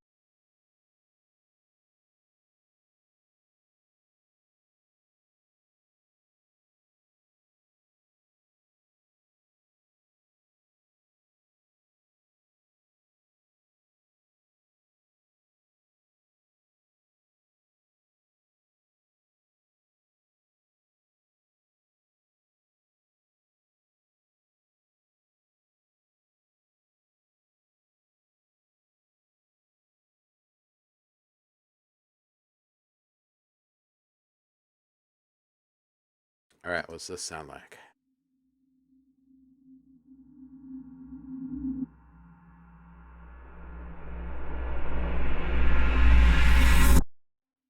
Classic. Classic. I like the little modulation up there.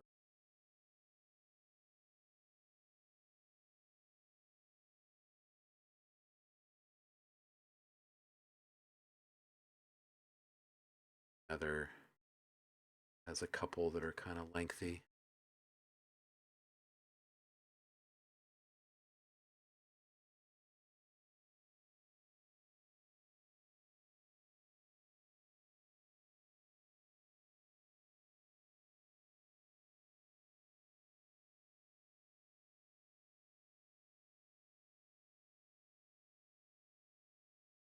Cool. What do you sound like?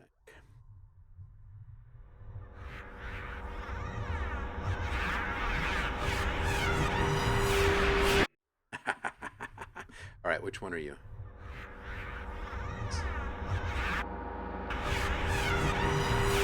All right, so I'm just going to take this one file.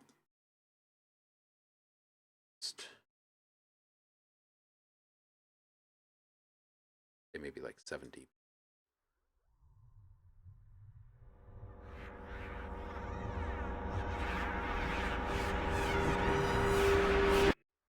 That's cool. We're just going to shorten this up though.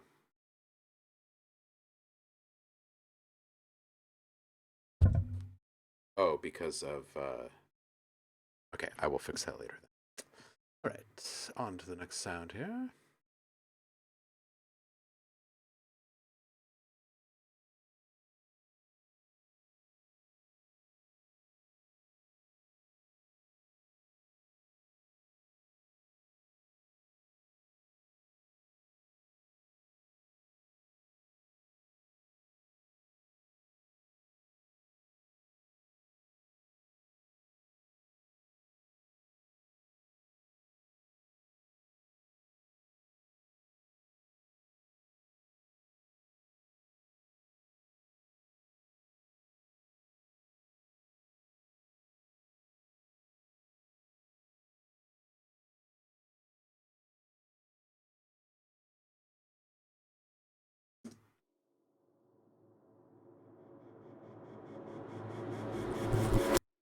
That's great. Electric. That one's pretty tight.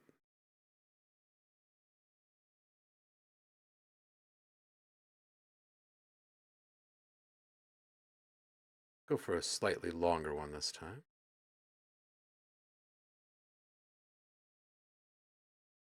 That's quite a bit longer. Or, yep.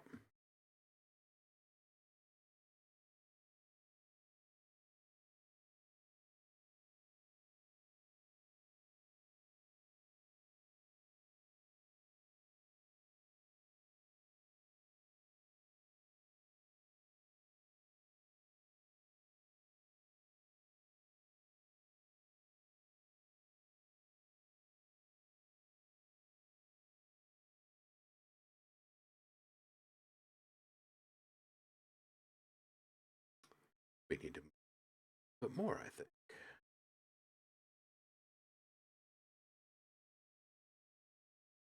Probably. Let's see.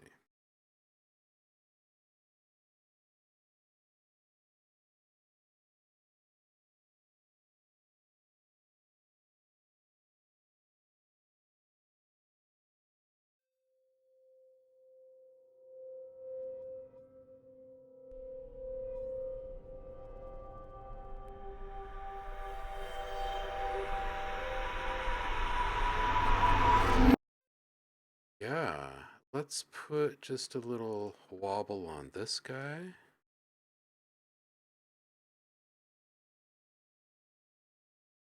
I'm not sure how many we've done at this point, so I'm thinking maybe what we'll start to add a little saturation to some of these. Let's worry about that as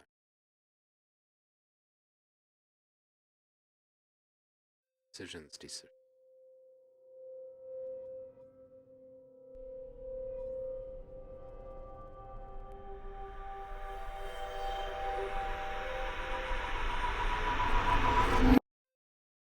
that's good.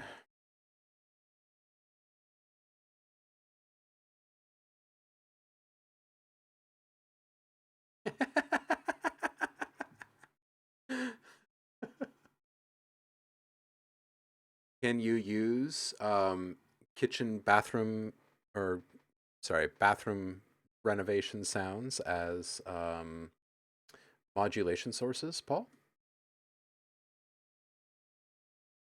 Let's just open this thing up another couple hundred bars or so. Let's see how much of that space we can fit. Look at all this stuff. Look at all this stuff we're making. All right, so we're gonna go.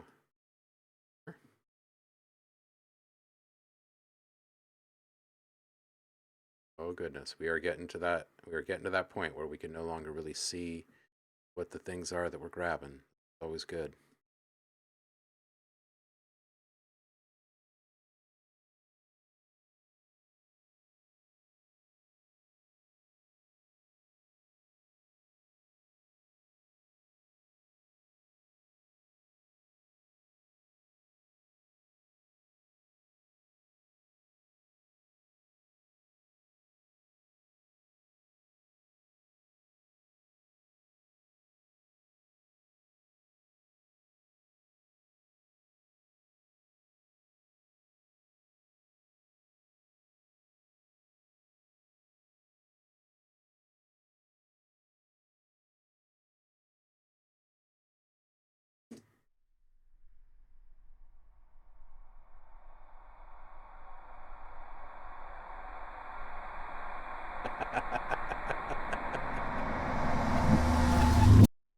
Reading this comment here from DJ Empirical. As far as bathroom sounds go, renovation sounds are among the best.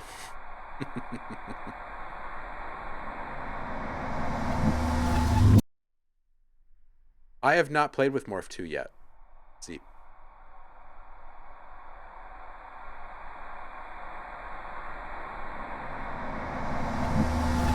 Yeah, that just feels good. There's so much surface texture involved in that. Some tasty stuff, right? I'll tweet that with no context. Yes. Yes, one of the best uses of online technology right there. Good stuff.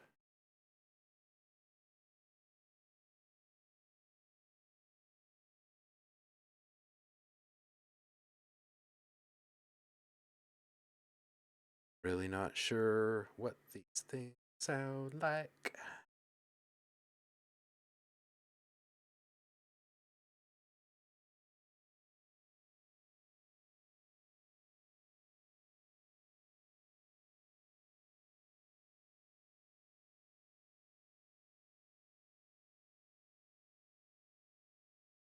Oh, you look like you're just full of tech.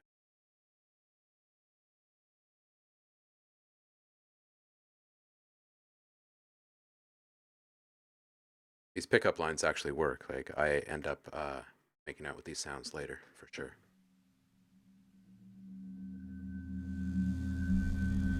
Saf, take care. Hey, this one's good.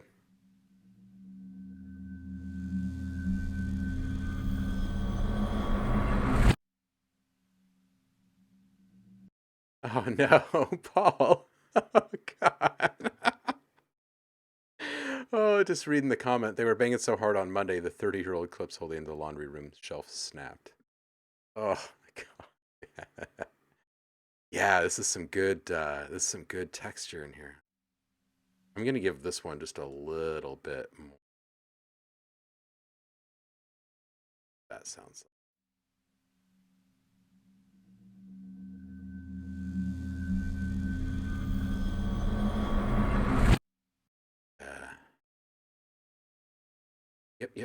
Yep.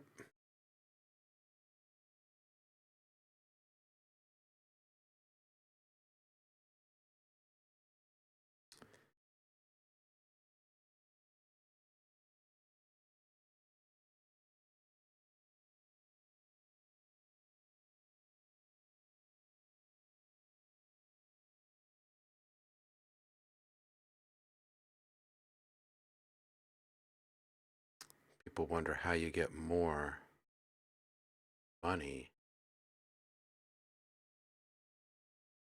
making packs for folks. These are the extra steps.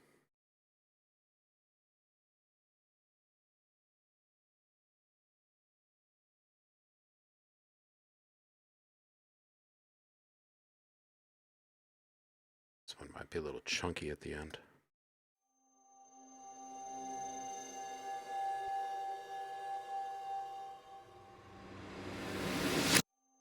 Oh.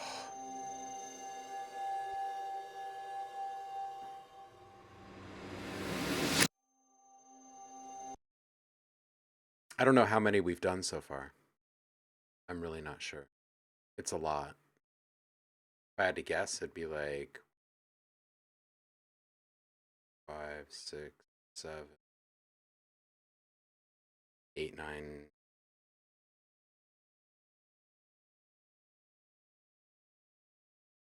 Six.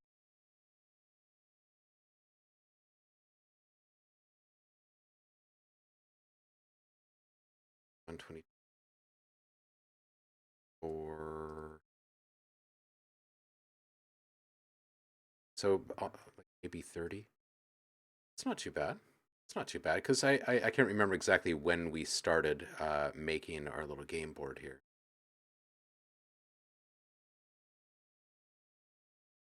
12 or something. All right, let's do another one with like a long wind up.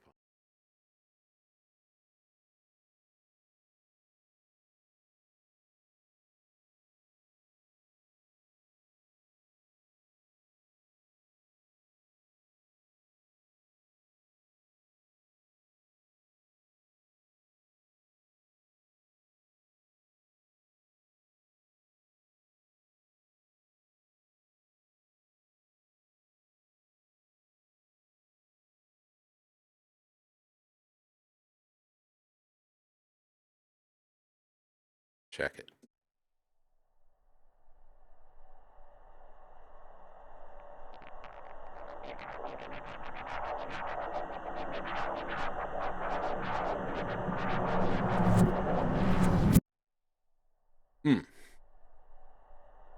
Trailer stuff there.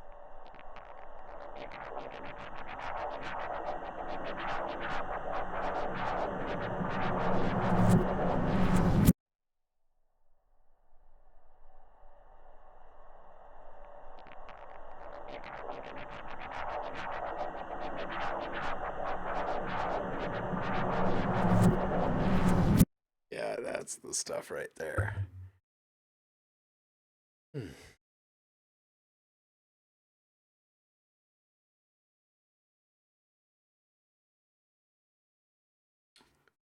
Yeah, it's very gross. It sounds like a trailer for a movie with some aliens that are probably not very cute. Perhaps even slimy or with tentacles, perhaps.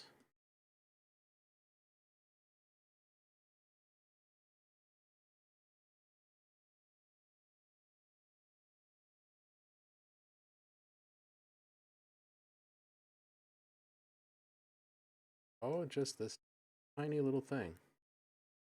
Got you.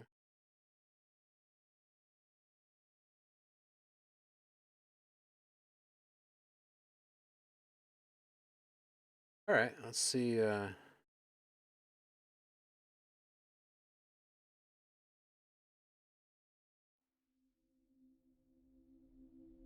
DJ Empirical. Have a good one, homie.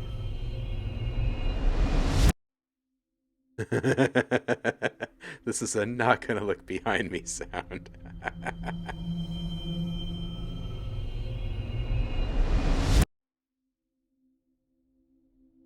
I like this one. This one's got a little heft at the end. Those sub-frequencies flipping up. Whew. Yeah, that gets a little beefy down there. It's okay. We will deal with levels next.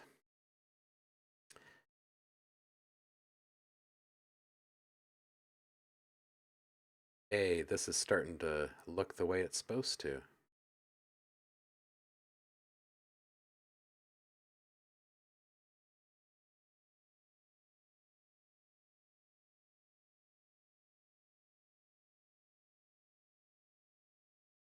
Now, we haven't been doing much in the way of working in more original or unique modulation. What's up, Nate and crew?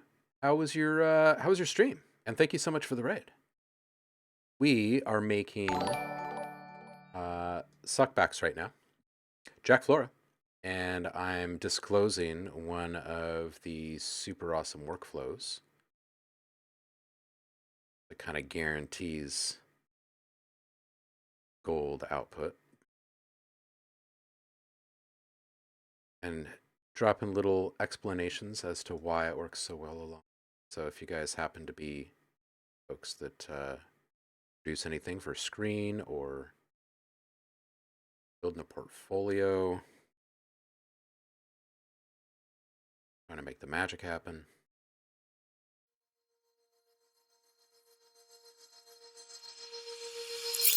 Ooh, yeah. Oh, those scissors.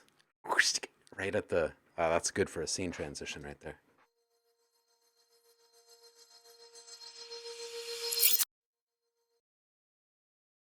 Nate says, good, working on thrash punk hardcore music for my video game. I was focused on making a windy modular thing within the punk feel, something that's still a bit to it.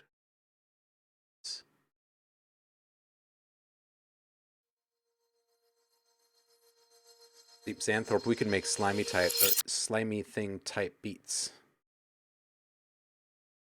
You just imagine. Slime step. It's the next big thing. People just haven't heard of it yet. That's all.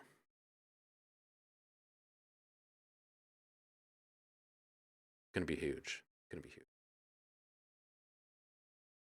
Pretty sure. If you're wondering what in the world, what kind of madness you happen to be looking at right now, you're right. It is kind of like a form of madness. This is kind of what ADD is doing for you. You guys see me work it in time. This is kind of the longhand version of all of that.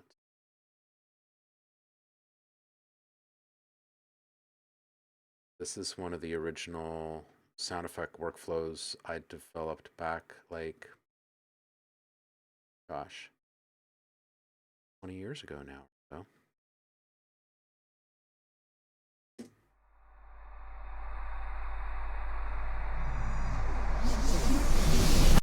Oh.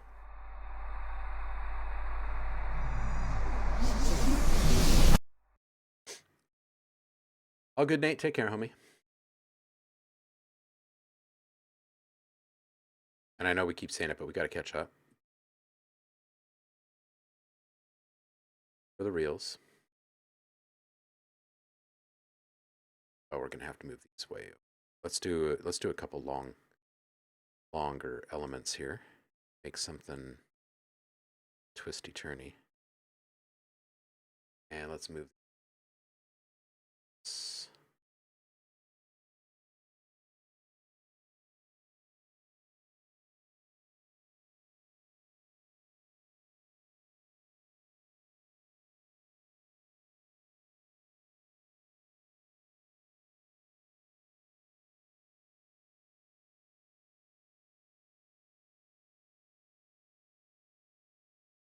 Again, don't want to micromanage the exact placement of these, so these transients can be slightly offset. This whole thing feel a little bit wider and bigger.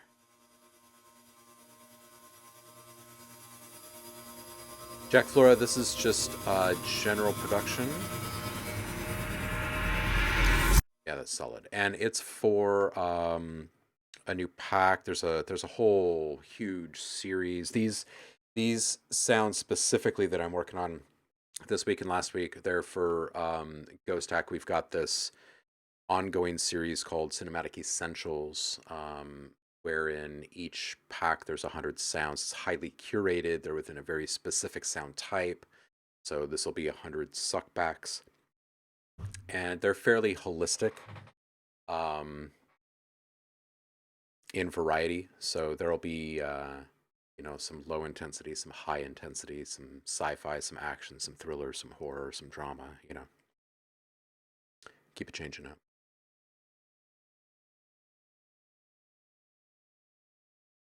But no screen today, so it's helps keep it easy. Let's do another longer element, but I've got a few over here that I can still tell that they're long.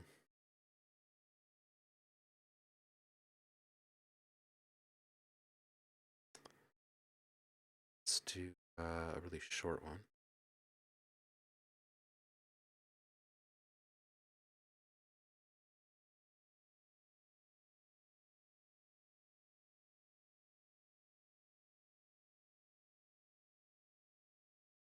All right, let's check it.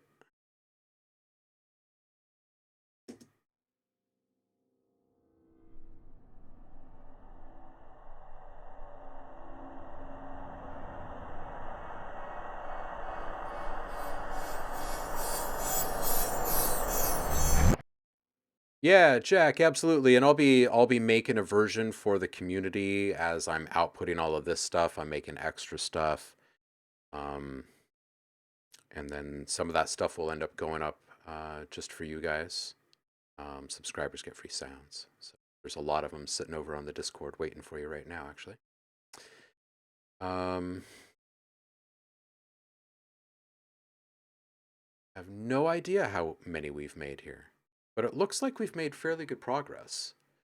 If I was to guess, I'd say we're creeping up on 50 or so right here. And remember, I said that we'll probably start to simplify things just a little bit once we get to that point. So we might start whittling this down to just a couple of sounds instead of 3 sounds layered for these. And then eventually we'll get down to just a singular layer, and then depend a little bit more on change over time and modulation to create the interest, to kind of up the tension building capabilities of each one. But here, let's just because we've been doing this for like over half an hour now, let's go ahead and just listen to what we just gather here.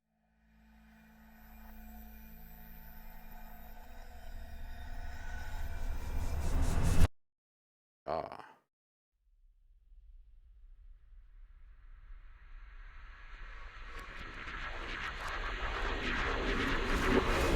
You know what I want to kind of do is this is totally cheating, but let's just put a little overdrive on the entire mix right now, just to see what it's going to sound like when it's got a little more harmonic information for us to grab onto.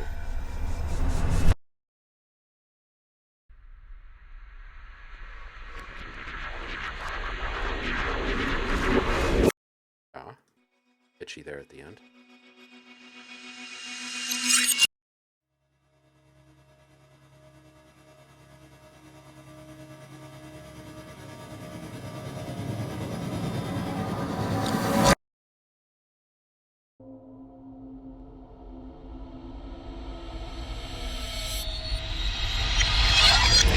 Oof, that sub build there.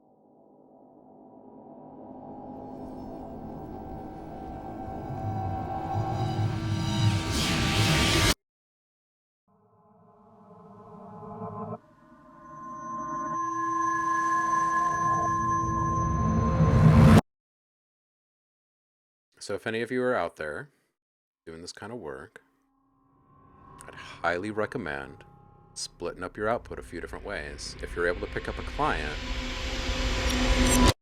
to, you know, do a little buyout work or whatever, you should always double down and make content for yourself at that same exact time. And then try and split that a couple of ways.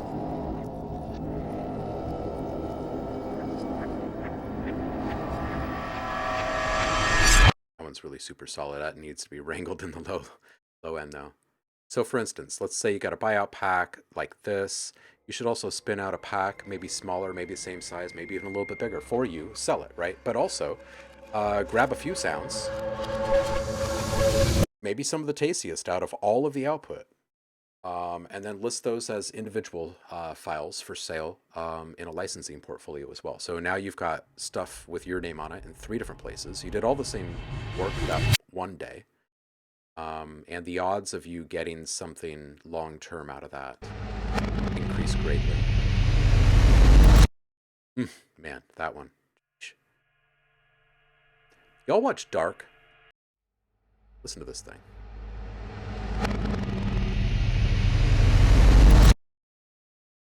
Sounds like something's messing with time. That show, Dark, on Netflix has really good, like, dark Scandinavian sound design stuff going on.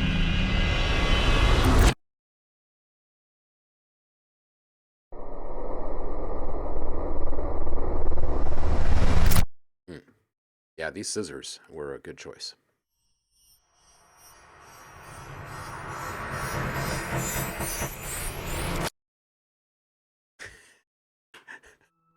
Something, something, Carl. Oh, Liv, I love you. I miss you. I hope you're doing well with all of the juggling that you've been doing.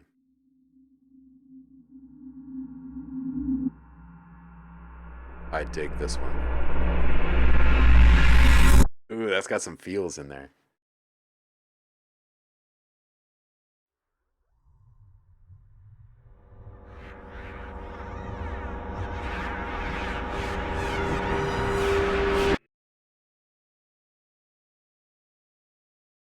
And as you saw, like, it's easy to make a suck back, right? But these sound way better when you put like 3 of them together.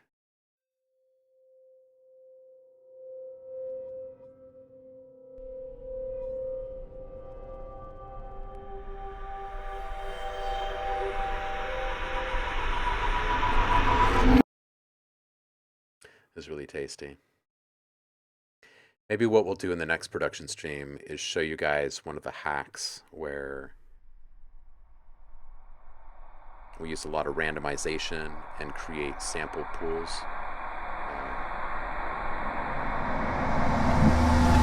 Sample banks to pull a whole bunch of stuff from randomly. And while you keep all of this stuff in hit form rather than reversed, it's really easy to churn out hundreds and hundreds of variations in a single day.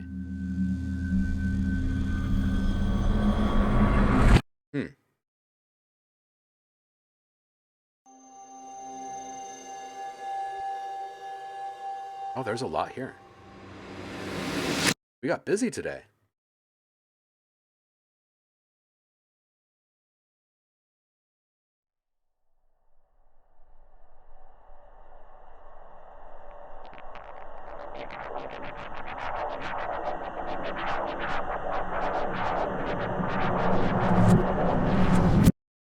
Who's not a sucker for suckbacks?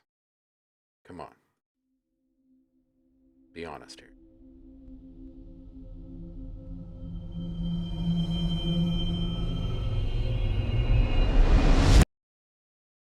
That was fabulous.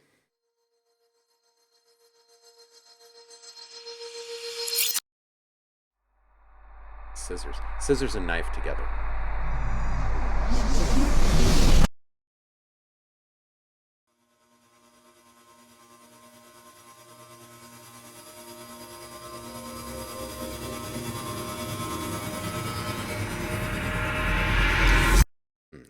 Got some sizzle.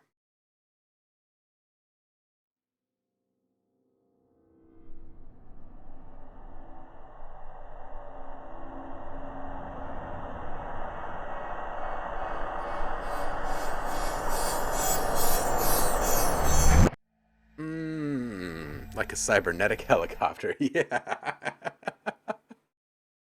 Oh, that's some good stuff. That's some good stuff.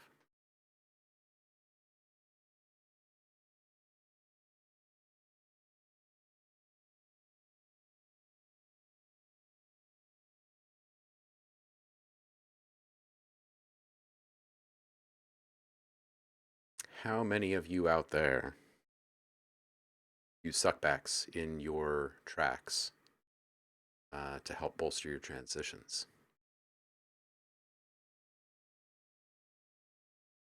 Because if you're only using a riser and a hit in the drops, you could be leaving some tension on the table. You could be making those even more dynamic and dramatic.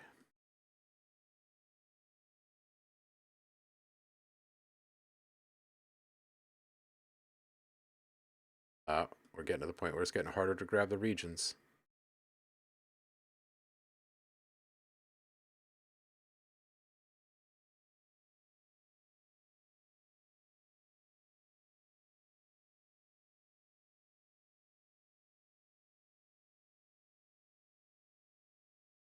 I can't grab this one.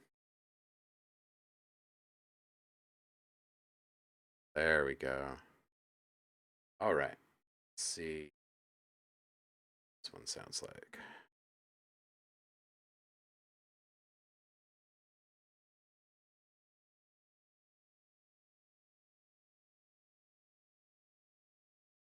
This one feels a little loose at the end, maybe.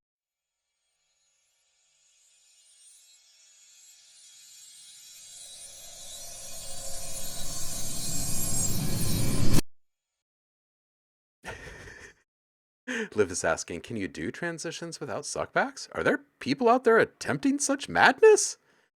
These poor impoverished people. We must help them. Yes, we will spread our gospel.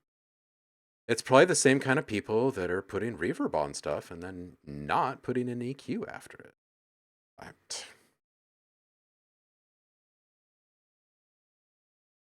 I shouldn't make such generalizations. It's probably not productive.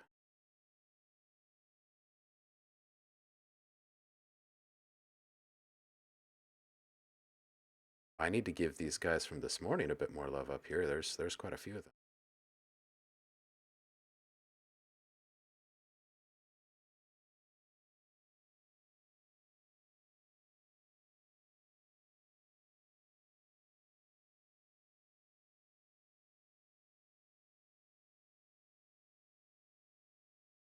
All right, let's see what this one sounds like here.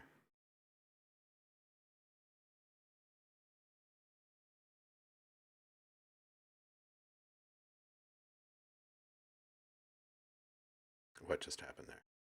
Did I not loop around? But I did.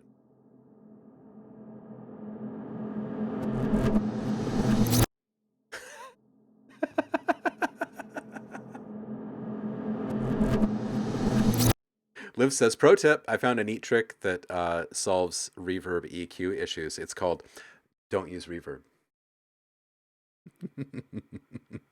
Your new one trick. It's like the one knob or like the one button series. That'd be great. Sell a really high end reverb one knob solution. And the more you turn it up, it actually turns down the reverb.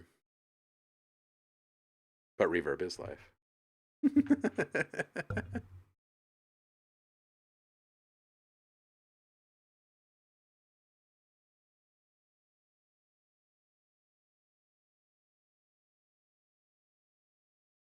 I like plugins that don't make sense too. I've often dreamed about putting out plugins that you don't actually have any um, labeling, any annotation of any kind on the UI. You just have buttons and knobs. So it's very old school with like the circuit bending mindset, right? Or like old school gear that like the stuff would rub off very quickly and you know what it does because it's yours and you've used it for a while, but everyone else just sees a bunch of like smudges and knobs and that's it. Yeah. Yeah. I think the world needs more happy accidents and randomized awesomeness. That's what I think. But who am I? Let's make more suckbacks.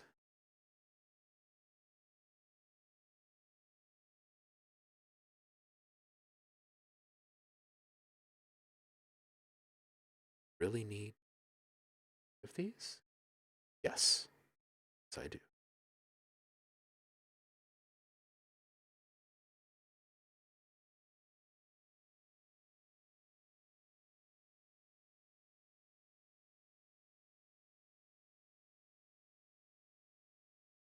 Just helping someone with their first journey of building portfolio and starting to pick up clients for sound design work. And like, okay, so you get a client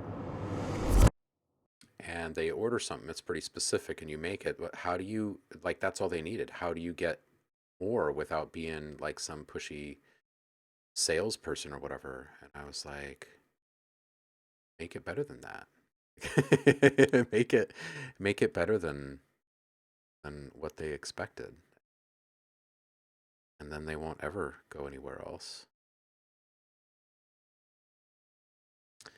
I really actually enjoy taking the time, bounce files individually and layer things by hand. I think a lot of that really kind of translates to kind of the overall impression of the work. Got to admit, when you hear certain things, it's kind of at a certain level where you're just like, dang, this is what I want for all of my stuff. And then that's what people do. Like, they're going to spend the money no matter what. They might as well spend it someone that they know is just going to blow their freaking socks off every time.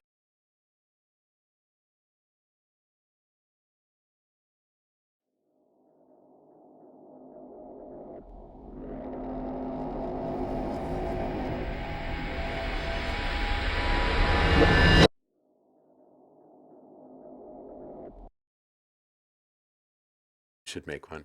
Yeah, there's been a lot of talk behind the scenes over here about getting into some plug-in production and instruments. I'm thinking seriously about going back to uh, some of my old ways and making a whole bunch of instruments for y'all.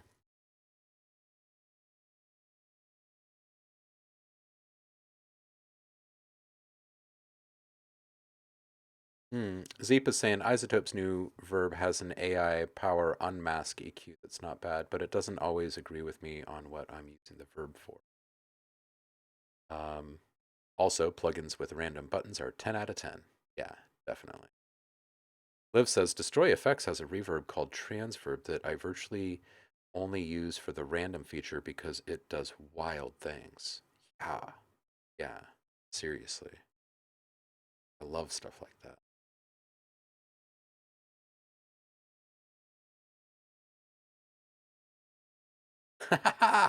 Hey, I love the new acronym, Paul. I'm assuming that it stands for what you press is what you hear. I love it.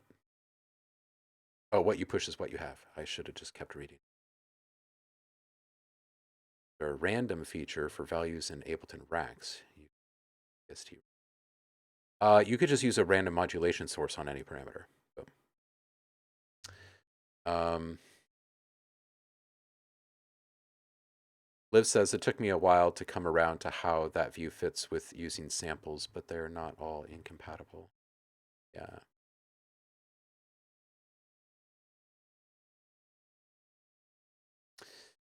Um, yeah, and when you don't really have access to a true random thing, just remember modulators modulating modulators is how it all works anyway, right? It's either one of two things. It's a random scattering of parameter settings, right? Or it's a random grab of samples from a big pool.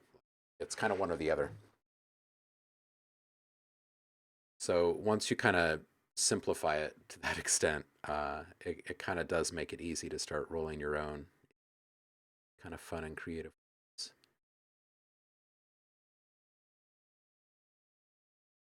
Oh my goodness, what am I doing?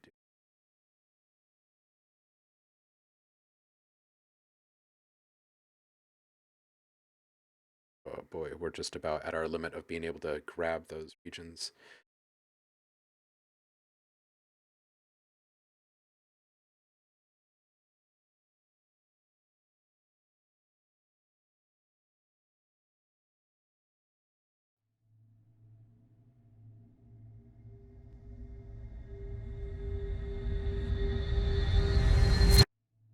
Right, Liv? Sometimes it's great to do it the old-fashioned way, like this. Like, wake up and decide, like, I am not going to use an easy button. I'm not going to use any of the big sampler rigs that I've created, or we're not going to use ADD. We're just going to, like, methodically create a giant map of sounds in our timeline.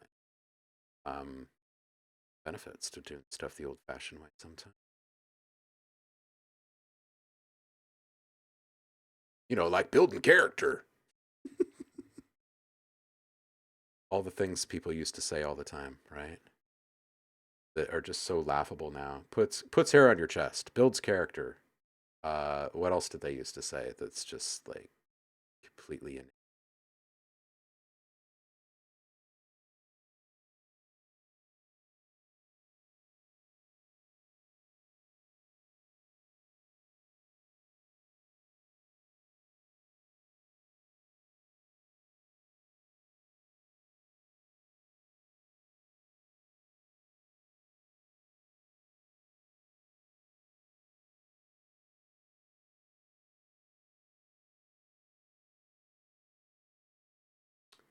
There's the. All right, let's see what this one says. Oftentimes, when I'm doing this all by myself, I'll just get like a whole. Oops! I'll just get a whole bunch. Oh, so obviously, I line up a whole bunch at once, and then I listen to them. Just get surprised by like 20 new sounds.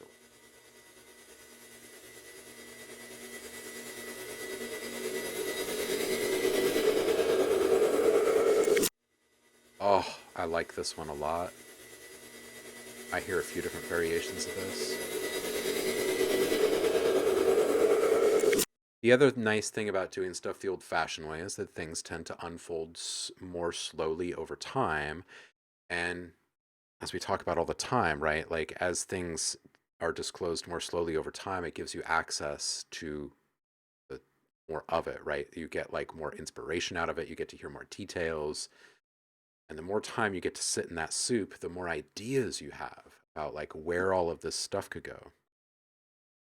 I think that's why I'm contemplating getting back into making a bunch of instruments for a while, because there really is something magical that happens when you take all of this stuff out of the synth and then get it into audio form and then bring it back into some kind of sampling tool with a lot of really good capabilities. It's unbelievable magic that starts to happen.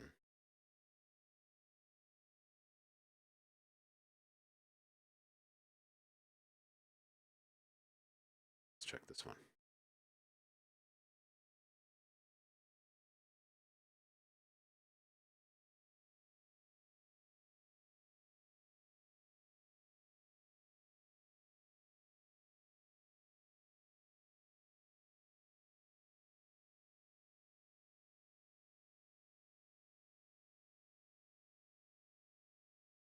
And playback.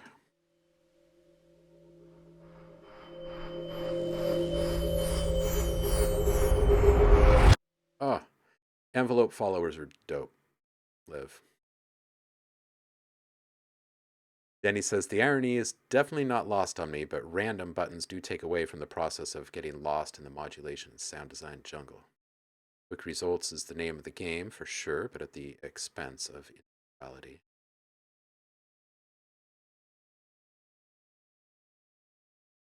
Mm.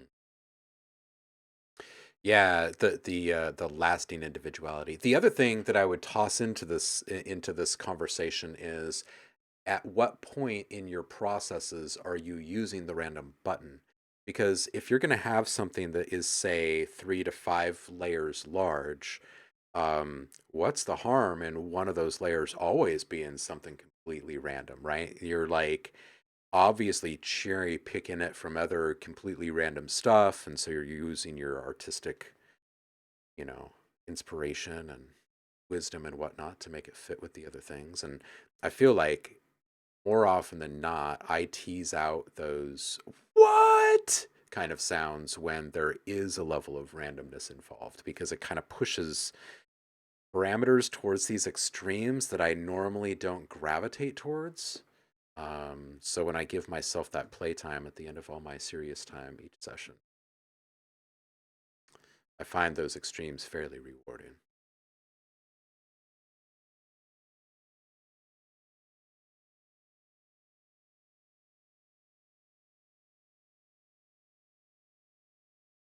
Okay, now push with CV control of the push button works.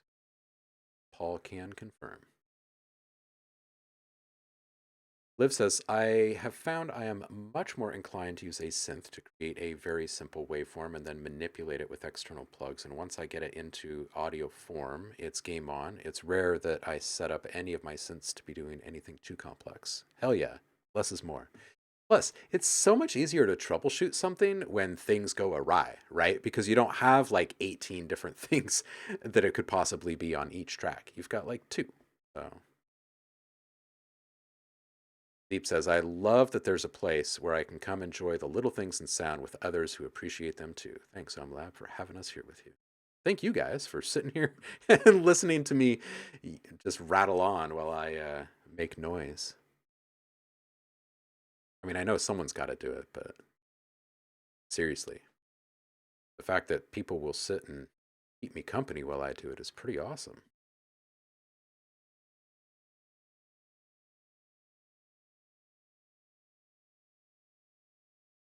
A couple of these guys from down here, guys from up here.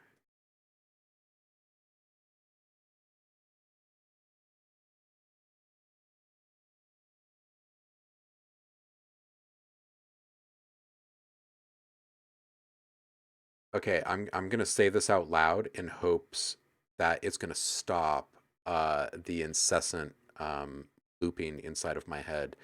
Uh, from the time that I woke up this morning, like throughout the shower, waking up the kid, getting him to school, like getting stuff done around here, emailing, doing this live stream, I've had the same freaking Daniel Tiger song playing in my head.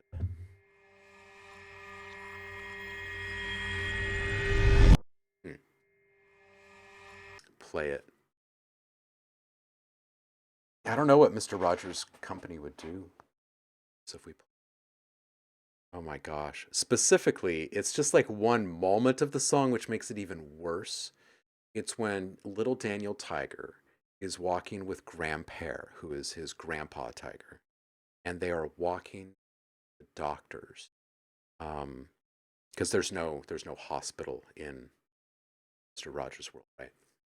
So they're holding hands, they're walking to the doctors, and they're singing this song, I Can't Wait to Meet the Baby.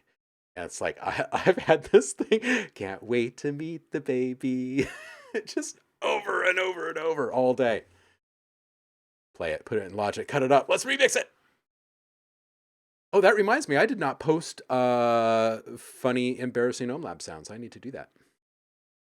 It gives you guys a chance to ask for more if you have requests for funny things you want me to say into a microphone. You guys can have some fun time remixing OhmLab in a whole bunch of ways.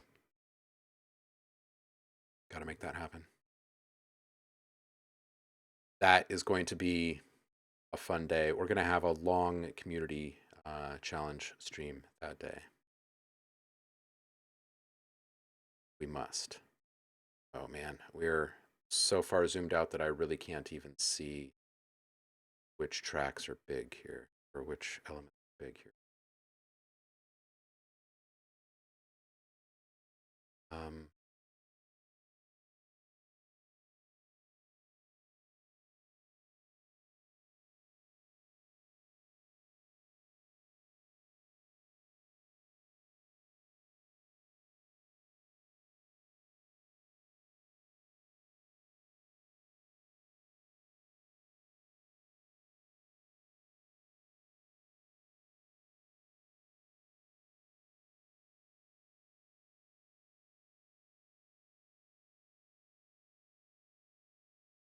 Okay.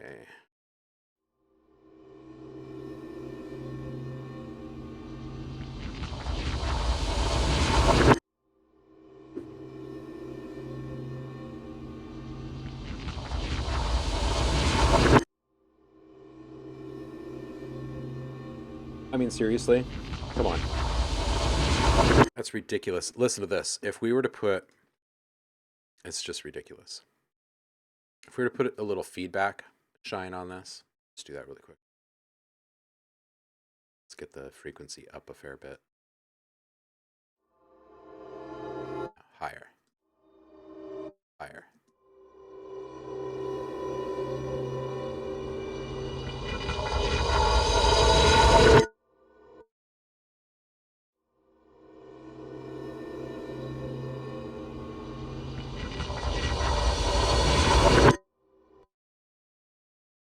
Definitely gonna have to play with some feedback on that.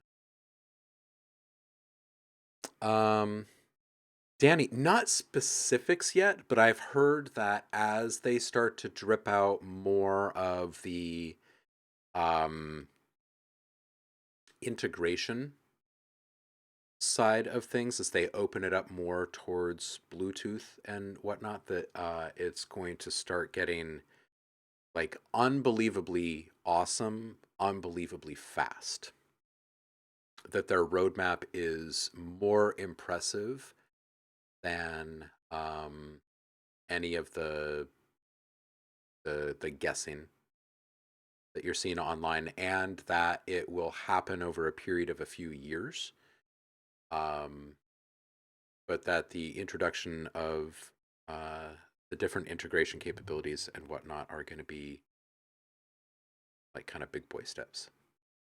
This is what I hear. Feel like they should have a little X-Files-esque development studio for new tools to coincide with their new monthly submodel, right?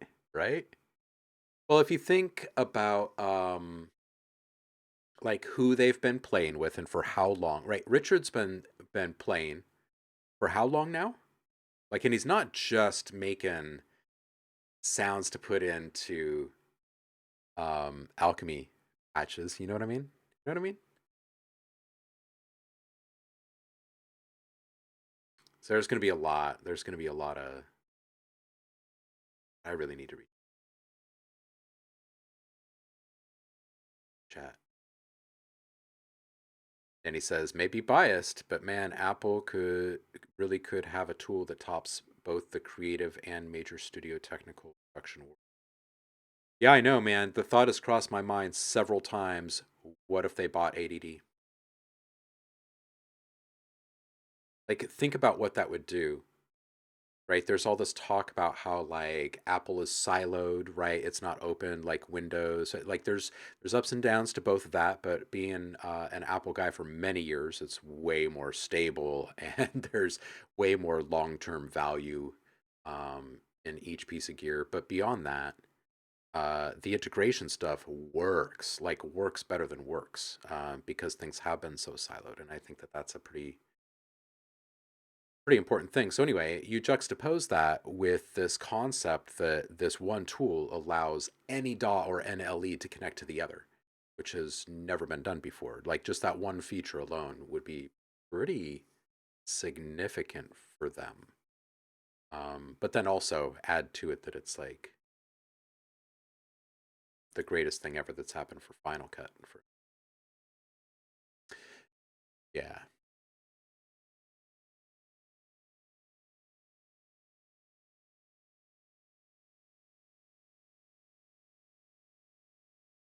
Yeah, I do miss working with Apple.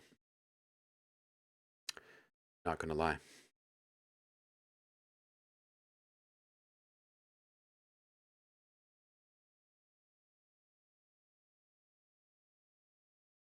This over just a little bit.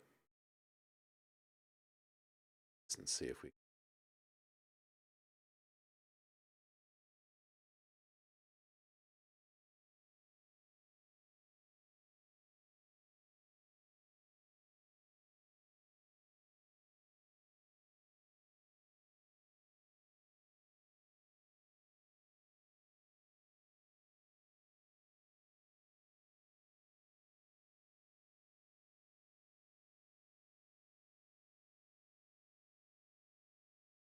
Oh, that one's cut right on the money.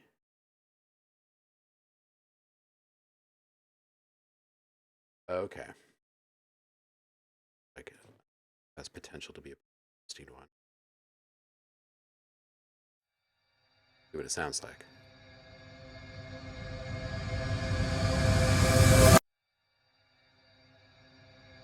That's always been their thing, man, is double down on creative process and aesthetic. The other secret to the success is don't tell the users how to use the tools.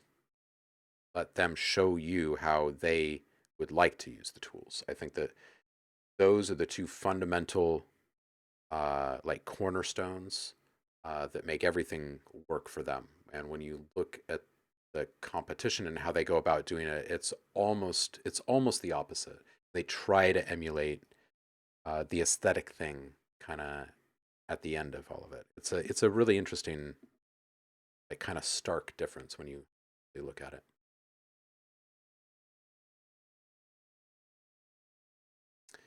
Now is the time to hit Ableton. 11 has not gone well for them in the slightest. Yeah. Well, I mean, remember the pirate flag has been flowing there for eons. Um, like their roots are still fairly intact, I think, at their core, which is nice. Seeing that it's not Steve and Steve.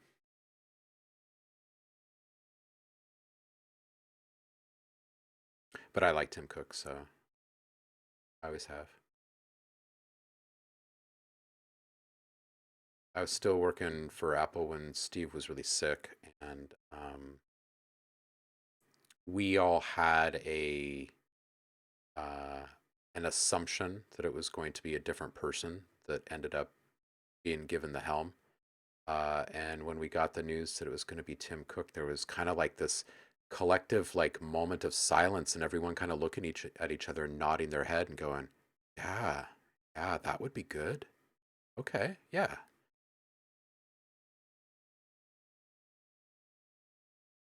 All things considered, I think he's done pretty well. It's a hard position to be in.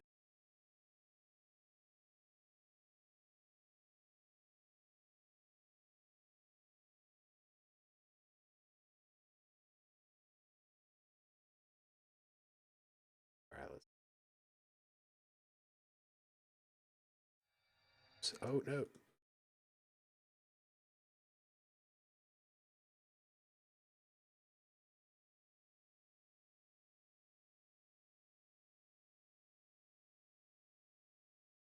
All right. Uh-oh, wait, hold on a second. What happened there? Just one sound, please. All right, so we loop around these guys. That one. Was I moving all three together the whole time?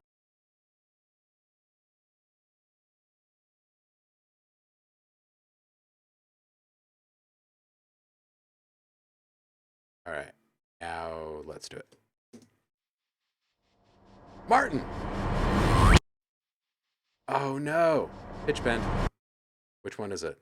This guy?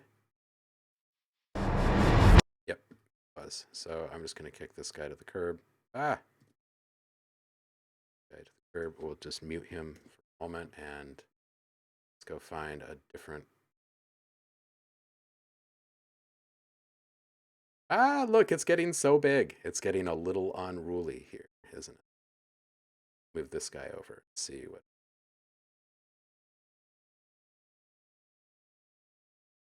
Martin, how are things, man?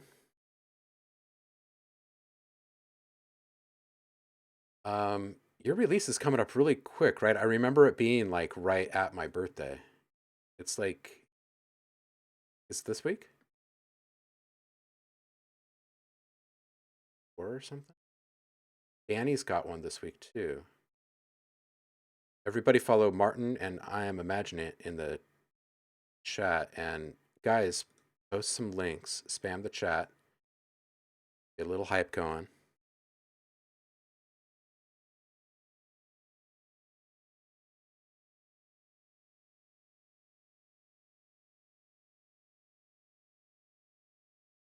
Martin, I'm sorry you don't have any time to focus on it. I'm glad that the track is dropping. And good thing that you're keeping so busy. Oh, you're moving. Wow, where are you moving to? Like, is this a super big move or across town or what?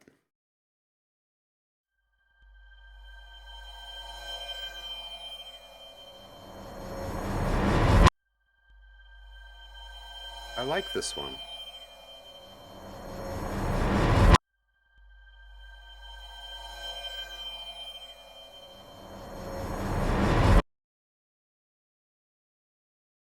Moving to Germany. Where are you moving from? This sounds like a big move. Not just one of those halfway moves.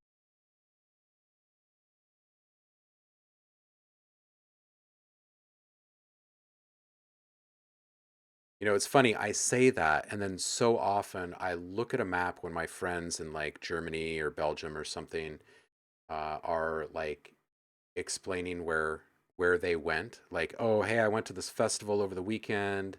We drove out there. It was awesome, and it's in a different country, right? So I'm like, man, this is an epic journey. And then I look at the map and I'm like, that's like driving to Gresham from here. That's like our state is so huge compared to some of those countries.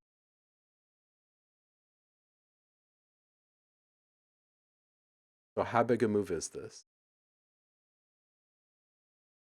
First, you need to move all your apartment stuff to the parents' place. Then Germany once you get your visa date. Man.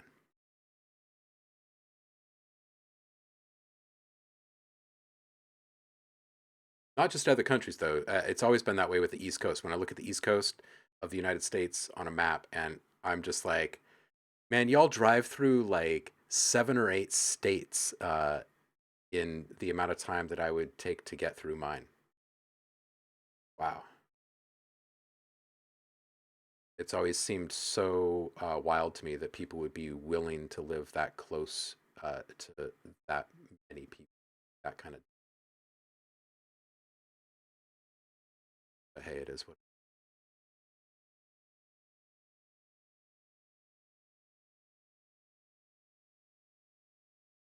All right, let's say that this one ends here, and let's. Oh, we're gonna have to move this over a bit. That.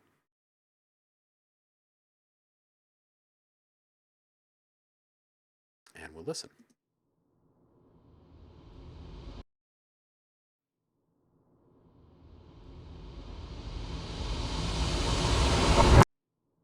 Well, that's super simple.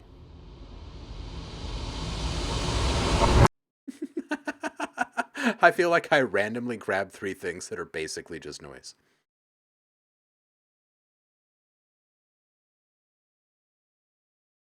Well, best of luck with the move, Martin. Moving is never easy. I hope that your stuff is intact and still yours at the end of all of the running around, and that you don't have any major complications.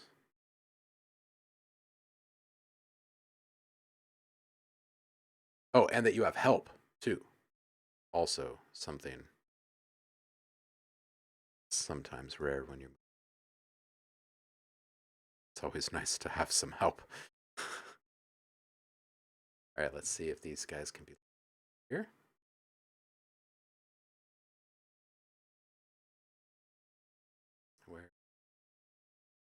Where's the third one? Oh, there.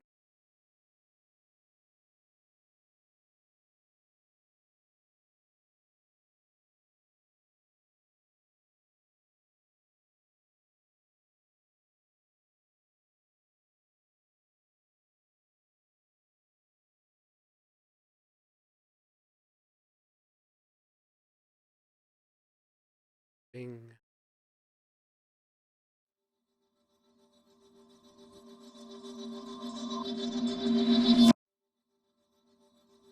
Martin, this is big. If you're just selling a bunch of your studio stuff and going, is the move because of sound? Like, is it bring your headphones, got to buy a sound card, and just rebuy it all? I, I, um, I do remember making kind of a similar decision with a few things when I moved to Asia. And you don't want to take all of that stuff. Man, what a big trip. So yeah, so what's prompting the move? Job opportunity, I'm assuming. But is it with audio or is it with dev or what? Gotcha.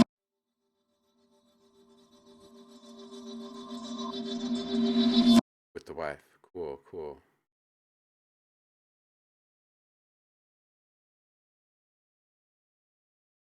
Always better when you don't have to go it alone, too.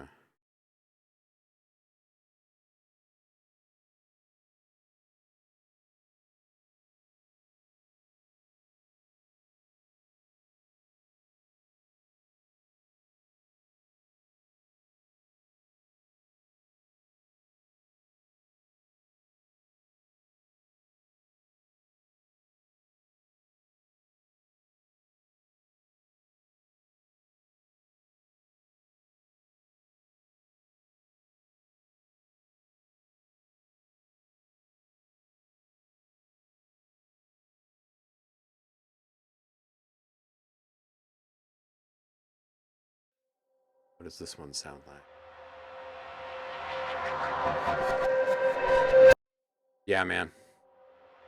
I'm seriously looking at moving out of country for better healthcare. I'm so sick and tired, so sick and tired of American health. It is just, oh my gosh, it is the worst. It is, it's just, oh my God, I could talk your guys' ears off for probably weeks straight. It's just,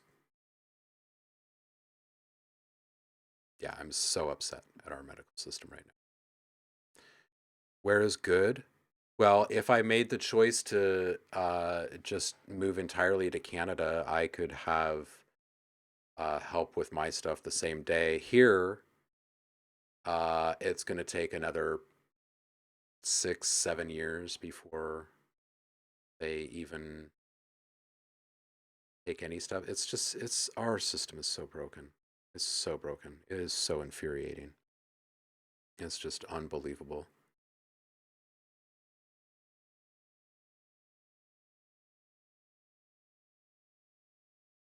Oh yeah, it is all it's only profit. It's just only profit. It's just so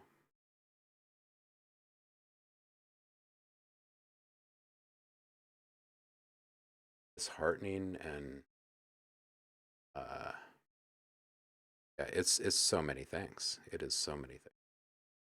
None of which are good. I mean, medical advancements, the ability to get funding for research, like all of that kind of stuff, sure, great. But then totally inaccessible to the public at large because insurance companies, margins,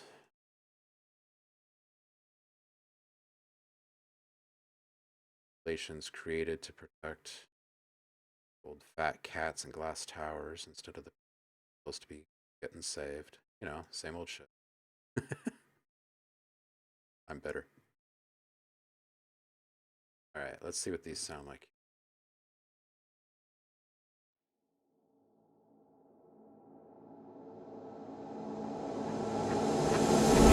Ooh, I like that subtle little ticking in there. That build up there.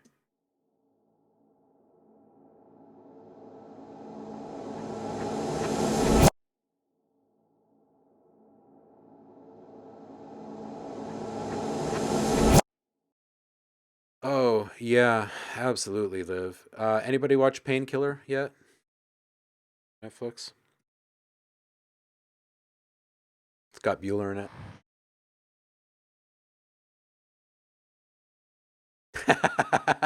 Martin, we were just talking about the importance of having something as simple as a suckback uh, for music production in general because it just immediately changes all your transitions and everything. Let's save this. Let's just loop what we've made because we've made a ton of stuff. Let's appreciate it for a moment.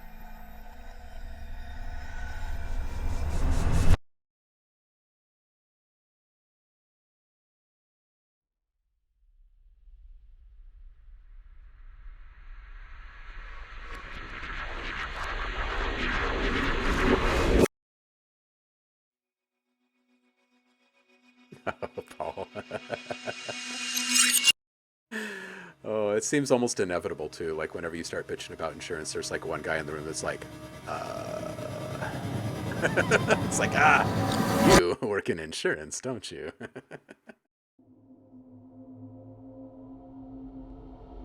This is gonna be a great pack, you guys.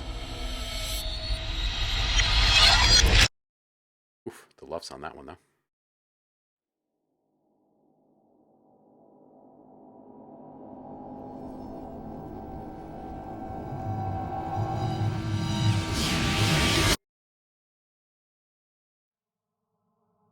Got to get all these mixed down. That's the next step.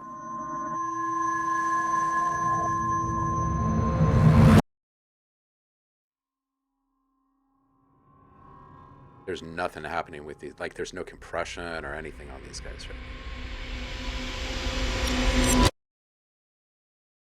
Ugh, Martin, it's the worst when you lose access, man. It's just a mafia thing, man, at this point. That's how I see insurance. It's all just...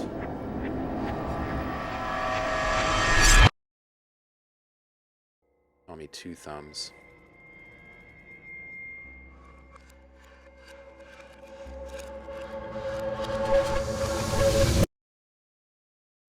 Yeah, Paul, and how the insurance companies are bailing on people with the health insurance. Like, hey, we no longer cover floods. We no longer cover tornadoes. We no longer cover water damage. It's like, whoa. Saying that it's no longer a viable option for their business model and that they have a moral obligation to their stakeholders. Wow. Ooh, that one was tasty.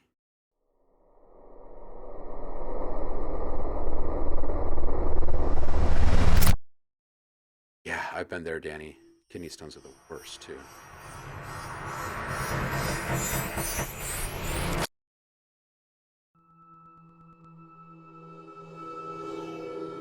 Yeah, right, Liv?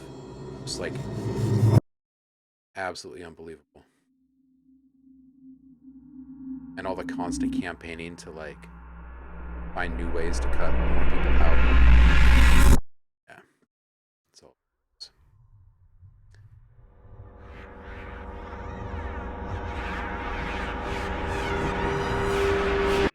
Yeah, they don't need insurance is the thing. They just have so much money. They're just like, I need to book a hospital room. You know what I mean? Best for trans care? California? Maybe Oregon?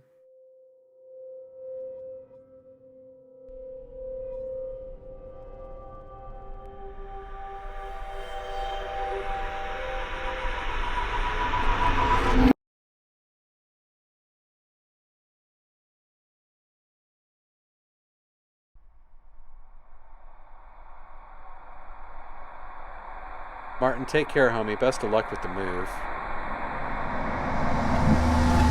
And congratulations on the track dropping this week. We'll be thinking of you on Friday. Much love, homie.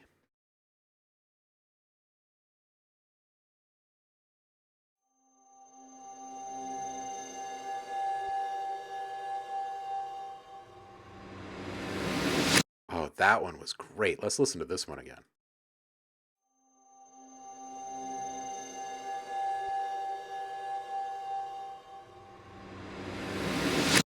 Ooh, it's lovely.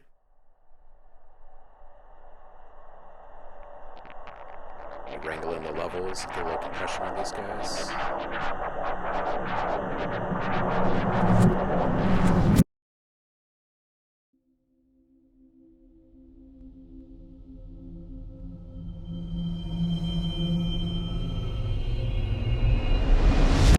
Oh, that was so good.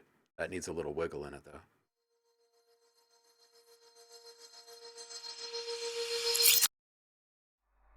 Cut scene.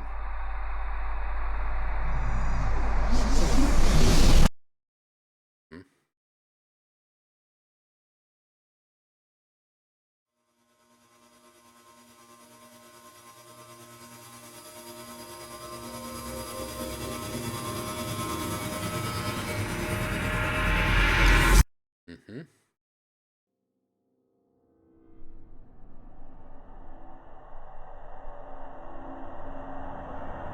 I'll show you guys the same workflow in ADD soon. It's all done in a matter of minutes. Depends on how quickly you can type, really.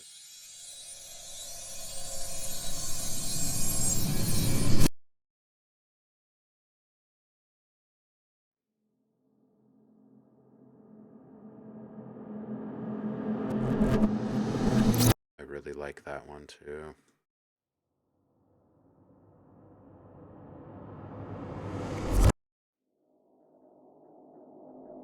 Yeah, Danny, there's just no beating it. There really isn't. Takes little time investment to get stuff properly tagged so you can take advantage of every last little bit of all the features and capabilities, but man, there's nothing in the world like ADD to get sounds layered quickly. Yeah, totally the best way to get layers. Absolutely.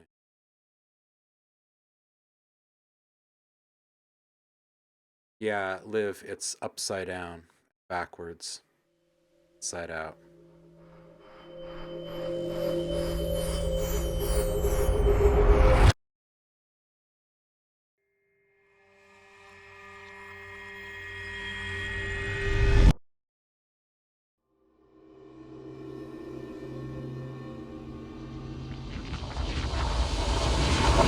Really dig that one.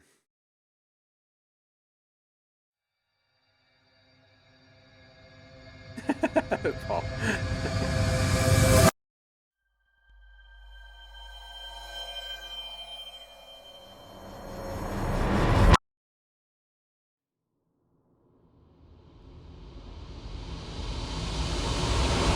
Yeah, that one still makes me kind of laugh. Sounds like 3 bits of noise piled up on. Dig that one. I like those keys kind of tinkling in the background.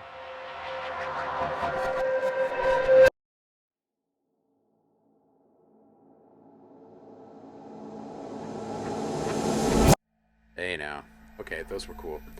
I'm gonna bring down the volume on this just a little bit. Keep it in the background. I've just realized that we've ran over by an hour, and to fix this problem by stretching my legs a bit. And in the meantime, go over here, press a couple of buttons, and see who's live. Go stream. And you guys, we're only 2 days away from the next Feedback Friday, and Mr. Imagine It, Annie himself, will be joining us again, and that is also always a good time. So definitely looking forward to that. Town, I assume Spaceman. You guys want some raucous rock and roll? Let's go do that. It's been a minute since we've dropped you off Spaceman. So I'm going to go ahead and do that. This is when I say nice things like, hey, I appreciate you guys for hanging out with me, and big love, and all that kind of stuff. But seriously, stay inspired, and get here early on Friday. Drop your links early, and I'll see you guys then. I appreciate you. Peace out, y'all.